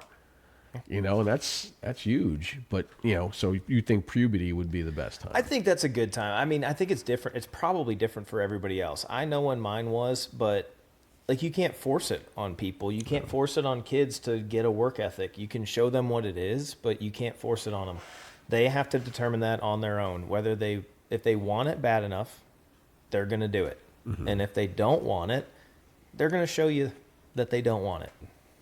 Yeah. At some point. And I don't know when that line is. Yeah. Well, you see a lot of kids from certain ages. You have kids that you coach from 8 all the way till, what, 18? I'm sure. I've even worked with a minor leaguer before. Oh, yeah? Okay. Yeah. So, all right. So, is there a lot of minor leaguers that come in here that, actually, I know during the offseason, there's a lot of pros pop in here. Yeah, I'm not there during that time because they're during off hours. Okay. Or they're during the morning, which is when I came in there as well when I was playing. But, yeah, I mean, shoot, there was a top 10 pick in there over the offseason. Yeah, he's always in there. Yeah. Yeah, I know that. And D's like, hey, there he is. I'm like, oh, cool. All right. But, all right, so I want to throw this out to you right now because today's a sad day. Sad day. If you baseball fans, I don't know if you know about it. You don't know about it. You're not really. No, I don't know. You're a baseball fan. You probably know what went down today as a sad day. I'm not sure what you're talking about. I'm going to tell you right now. The Yankees win. Yes. The Yankees win. A sad day. John Sterling has passed away. Yes. Today. He was the voice of the Yankees through the 89 all the way through, and it's sad. It's sad. You know, that guy was always listening to the games on the radio, and he was great. He was absolutely great. Yankees win. But it has got to be so hard to create a brand like that as an announcer, right? Think of how many really branded announcers there are, and it's really just a handful. Yeah, it's so true. Obviously, Carey. Yep. Chip Carey. You got, Phil Rizzuto. I'm an Indians and Guardians guy, so Tom Hamilton for me just got put in the Hall of Fame recently. Beautiful. Game over. There it is. Yankees win. The Yankees win. There it is. John Sterling's exuberant. I love John Sterling. He was great. He always made it go. You're forgetting the best one though. What's his name? Who's the guy that Dodgers? What's his name? Yeah. That guy was great. What the heck is his name again? What is the Dodgers announcer? Oh, I'm having a brain fart now. Paulie, you'd kill me because I know. Beat it. No, he's Harry great. Carey. No, not Harry Carey. No. That's Cubs. Cubs. I know, sorry. but you can't beat him. Oh no, he was great. He was that guy had always. What was the guy's name now for the Dodgers? Now I'm killing me. Do it. Check it out. Oh my gosh, I'm having a brain fart too. Brain fart. We're getting too old. Remember, I'm sorry, this is embarrassing. This is very embarrassing. I mean, we're at an age right now when you forget the guy from the Dodgers. He had stats for We everything. started episode 5 with him. Yeah, we did. That's it. Yeah, it was him. That was him. We did. I saw that. Baseball drip, if you want to talk about how the gear's out of control. Yes. We haven't even touched on that. No, we definitely mitts. have oven. Do you have any oven mitt recommendations for this summer? Yeah. So I have been a first base. It's Vin Scully, by the way. Vin Scully, here it is. Yes, sorry, Vince, I apologize sorry. to anyone that's listening. Jeez, me too. I lost a lot of credibility there. Yeah, we did. But yeah, Pressure- I the was a pressure was first base on. coach for a little bit, and I had the idea that I wanted to have like a fisherman's vest that was Velcro, where I could just Velcro the sliding mitts on it to not have to hold them all in my hand. Well, now it's the ankle guards, the wrist guards, and everything. You know, the slide mitt thing has definitely died down a little bit with us too. Thank God. But yeah, it hasn't really kicked off with us. I think because we've aged. Yeah. Our kids have aged, I should say. I Correct. think the 9U, 10U, 11U guys want all the drip. drips. Yep. Well, I tell you, like our middle school team, I mean, one kid did have it, but no one else really had it. They had the ankle braces and stuff like that. Yeah. But yeah, no oven mitts though. No I had a oven kid mitts. one time need his oven mitt, and he slid feet first into second. Yeah. Like, well, you Yeah. just lost your privileges. I love it. But yeah, man, I got to tell you, though, seriously, I'm always saying I'm a mentor of you. And like we said, you learned from other people about how to coach and what certain things. I've learned so many things from you because I just sit there and listen to you. I'm not going to try to reinvent the wheel. I'm just going to reiterate what you're saying to these kids. And there's certain words that you've always said to certain kids that you've coached and I've coached too on the team. And I go, what did Coach Hynick say? Yeah, you're right. Exactly. Ferris wheel, not the merry-go-round. merry-go-round. You know what that means, Greg? No. I have no idea. Go ahead and demonstrate. When you throw a baseball, you throw it like a Ferris wheel, not a merry-go-round. Oh, yeah. So when you throw it this way, guess where it's going to go? And you practice rolling it off your fingers, the spin. This just either you slow back here and you fade it up or you yank it. You don't like that stuff. It's not good. You learn that. Baby steps, That's bro. my takeaway. That's your takeaway for tonight. Like a Ferris wheel. But y'all. seriously, I want to say thank you for what you do and what you do at the community and all the stuff that you've done over the years. And you have been outstanding. Again, it tells you and tells a lot about you, about all these parents that do take lessons from you and the kids that I've grown up, that I've seen all over, that you are hands down the best. And I want to say thank you for that, man. You are absolutely amazing for that. Thank He you. gets it. He does get it. I'm not sure I can agree with all that, but thank you for this. So tell people where you are in case they don't know Showtime, in case they're not Williamson County, they're Nashville people. Yeah, I give lessons out of Showtime Sports Academy. It's in the Cool Springs area off of Seaboard. And how do they book? You said you had to get months in advance. Like, how do they reach out to you? What's the best way? Yeah, I'm lucky enough to be fairly busy throughout the whole year. The winter is definitely the toughest time. But the website, ShowtimeSportsAcademy.com, and If you show it and you click on that, click on book. Click on book. You see his bio there too. See his bio. You Well, we heard just if got you the listen to the bio. episode, you're. I don't just know if go I in missed there. anything. Yeah, it's on there. Well, he's good. What is it? Where are you at, man? What are you doing? 10 lessons, Oh, that's a blue booking. package, white package. Check staff. Check your staff. There you go. So schedule a lesson right there on the left. Yeah. Yep. So that's how you guys do And it. then do pitching. And hit that. Hit the pitching one. Hey, Scroll down. I do it all. You doesn't, yeah, he yes, doesn't want yes, to be he does. pigeonholed, man. He's Remember? not pigeonholed, but he's one heck of a pitching coach. That's for sure. Hey, I don't do the. Well, I have done softball, but I don't think you're gonna click on me for that. You can do catching lessons too. No, I just tell the catchers make my strikes and make some of my balls strikes. So that's Showtime.com. Go ahead and get a chance. You go ahead and Brandon Hynick and go ahead Tell and you, one of your proteges doing really well, Who's that? Henry.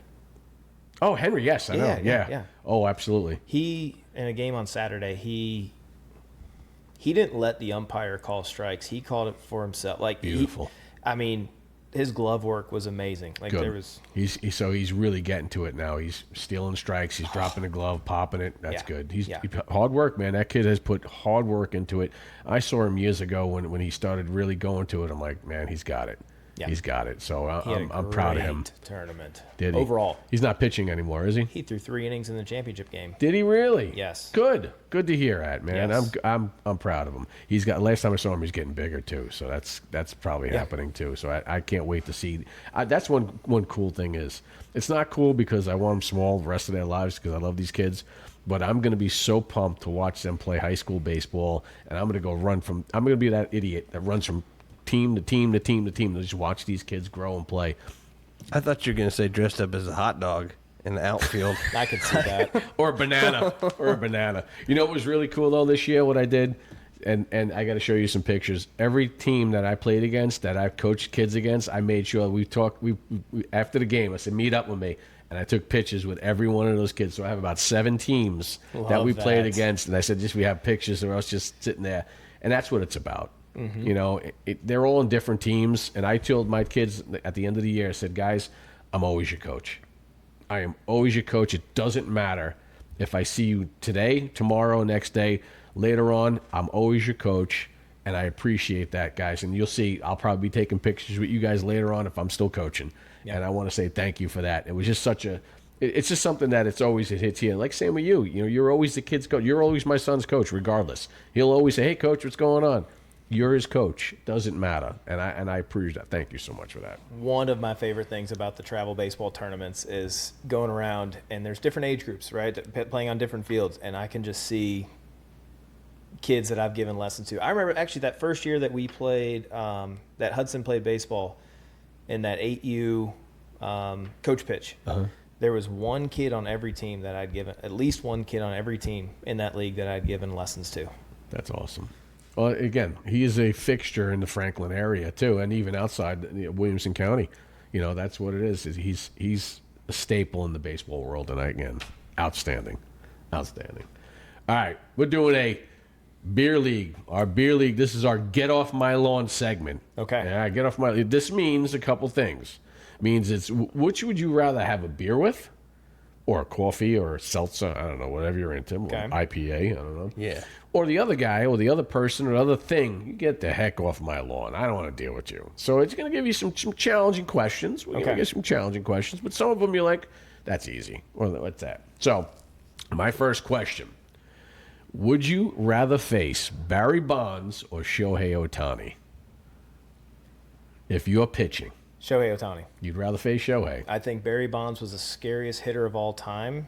Okay. If he didn't have the extra help or assumed extra help. Didn't matter. He still was a beast. Yes, he was. But I think he's the scariest hitter of all time. Did you face him at all? No. You didn't. Who was the toughest batter that you faced? So I think that's a hard question because I can answer that in a couple different ways. All right, what Hall of Famers have you pitched against? The toughest, the best guy, number one on my list right now is Freddie Freeman. Okay. He hit a home run against you? No, I don't know if he got a hit off me. I know I struck him out. Oh, Freddie Freeman out there, Braves fans. I got Adrian Gonzalez to ground out. Okay. That was really fun because I was pitching against Team Mexico as they prep for World Baseball Classic in spring training. Okay.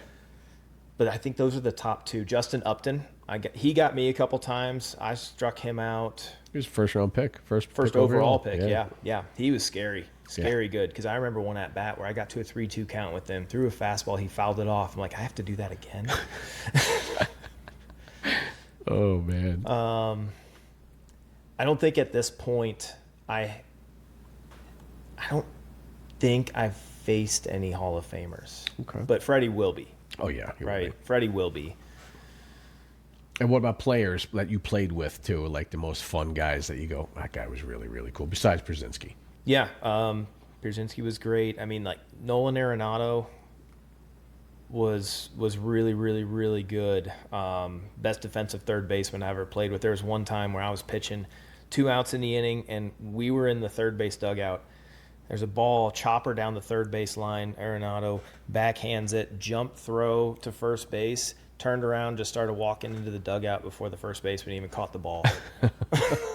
That's good.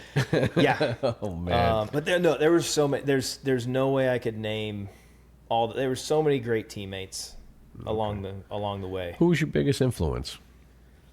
I have to say my college coach. Okay. I played baseball growing up. I learned baseball in college. That's awesome. It was different than I'd ever experienced before. I just did stuff. I just played, and then I learned how to do things and why we're doing it this way. And so you basically said you learned baseball IQ in college. yes, Okay. yeah. Do you notice that baseball IQ is not there at growing like nowadays? I see it all the time. Kids I'm need to watch more baseball. That's exactly what I tell people. Watch more baseball. Not the highlights, not ESPN. Right. Watch baseball. Yeah. Okay.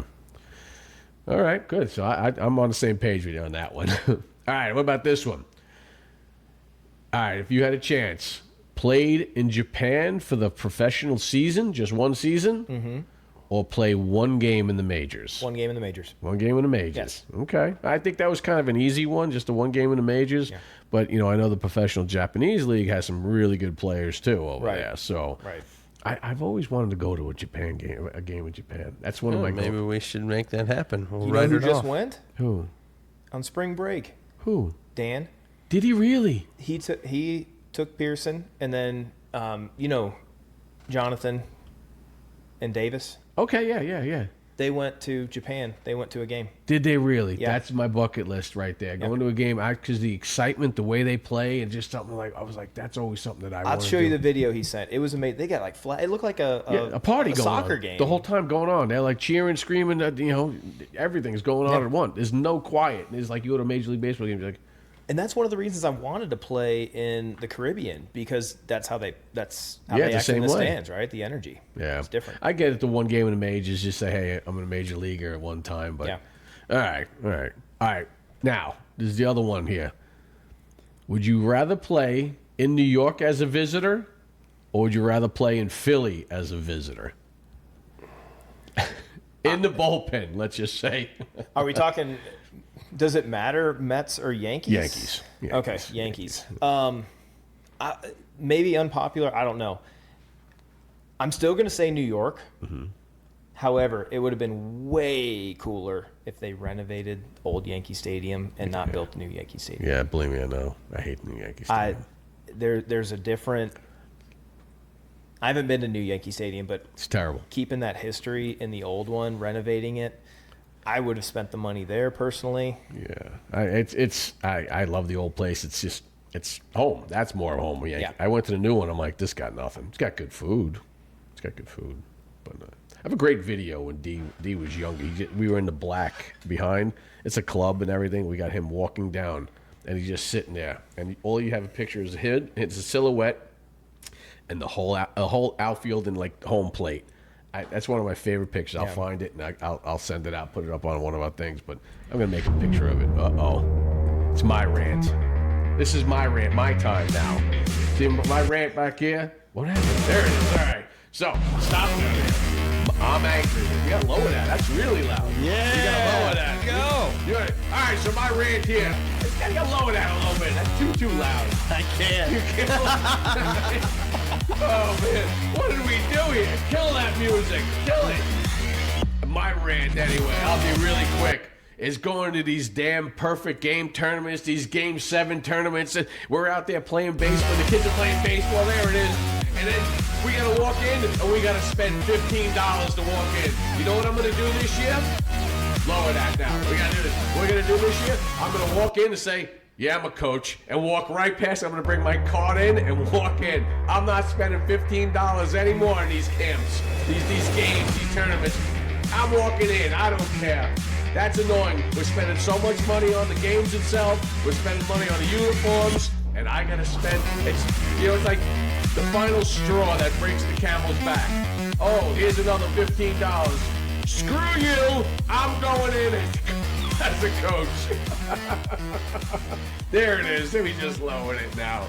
So I'm sorry. That's my rant. I'm sick and tired of paying these extra $15 every time we walk in there. It's outrageous, Yes, man. it is. It is. But you told me that they don't even charge for tryouts. Like, you can try out for free? No, some do. Oh, some do now, huh? So some do charge for tryouts. They'll charge, I don't know how much, $5-10, but it's basically just to make sure that you're showing up. Wow. I Because did not know that. If you have an investment in there, you're more likely to show up. But I mean, we've had tryouts in the past, not for our current team, but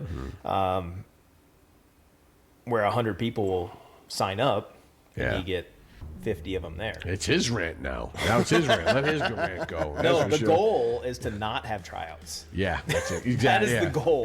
Exactly. We That wanna means you keep- need people. Yeah. we Unless wanna- you're a starter. The starter ones, you got to bring them back up. You need a tryouts. You can make money with these tryouts, is what we've learned. It can be a margin increase. A margin increase, but well, I got to say thank you. Thank you for coming down. I appreciate your knowledge and your skills and basically your career. I mean, and I thank you for sharing that with everybody out here and on podcast land in the beer league. And I want to say thank you so much, Greg. I mean, he's been outstanding to doing all this stuff here, but I want to give you a parting gift. Oh, gosh. You got your parting gift here. Here we go. We're going to go ahead and What do bring we that have? in. Here we go. We'll put it in a bag. I put it in a bag this time. Make it look legit. A parting gift. Put There a we go. Oh, We got I yourself love a this. beer league hat. Here You we know, go. I've been saying I need to expand my hat game. That's why I'm actually wearing this. What is that hat? What so is it? this is actually Colorado Springs. Is it really? A couple weeks ago for practice, I wanted to work on rundowns with the boys, so I went and got my cleats out. Oh, boy. From storage. Funny thing is, the cleats broke within the first few steps. Oh, but boy. I found this, and it still fits, and it's not dirty. As all That's can be, it but- look like brand new. yeah. Brand new. So this is gonna. That's there you go. adding to the And mix. you can get them on the website, guys. Yes, Don't we got forget we got- www.beerleague.live. Look at this. Got a little T-shirt right there. Love Beer league that. T-shirt. Little merch right there, This guys. is great. There we go. Yes, Thank you very much. It's if anyone's interested, Comfy. we go to our website at www.beerleague.com. Go ahead and order some merch on that website. That website, and Sarah, you've been outstanding. He's got the merch. You can get some koozies. Show the koozies over there. We got Beer League koozies. We got hats. We got hoodies. We got more hats coming in too. I just made some order. Looking forward to getting ourselves to the Wish Cup here. Coming up here at the end of May and beginning of June. We got some cool guests coming up on that one. But any chance, guys, follow us on TikTok at Beer League Live and follow us on YouTube at Beer League Live and subscribe. Follow us on main thing right now is Spotify at Beer League out there. We'll have a great time out there at the Wish Cup here. Looking forward to it, Greg, aren't you? Oh yeah, it's gonna be nice. Yeah, good. And let's hopefully have fun. I hope it's nice out the weather. We get the tent out. We gotta have a nice tent out there. We'll try to do some live interviews. And you just went out and got a what do you call it? A generator, Oh right? yeah, it's gonna be live. Live. We're gonna have some really live people here. You know, roller hockey if you're into that or into hanging out with some people celebs. are. Yeah. Hey, I like it. It's good. It's warm. It's gonna be nice out. I'm gonna have some hot dogs. I'm sure. I'll dress up in a hot dog suit. Then maybe. I Now don't know. people will show up for that. We need to make a new limited edition T-shirt. Exactly. Me and the hot dogs. All right, we're getting goofy now. But anyway, everyone, I said, hey, Brandon, thank you so much again for coming on the show, taking your time, and thanks for your wife for letting you out here. And she is a saint, putting up with She your is. life. Oh, my God, from going to place to place to place to place to place. I got dizzy just listening to that. I got to be honest with you. So Well, crazy. Thank you so much for having me. Really enjoyed the time here. And yes, you're right. My wife is amazing. Absolutely amazing woman, that's for sure. And again, keep up Give the her a great round work. of applause. Give her a round of applause. Yeah, that's Claps. right. Everybody claps. But yeah, keep up the great work. Again, if you want to get some lessons from Brandon, go to Showtime.com. Go ahead, order. Get your schedule. Check your schedule out and get it fast because he does book up pretty fast. So get it to him now. Set it for next year already. You're counting already up for next year. But yeah, we're looking forward for baseball season here. Again, thank you very much again, Greg. Always a pleasure. I think it's over. Adios. Beer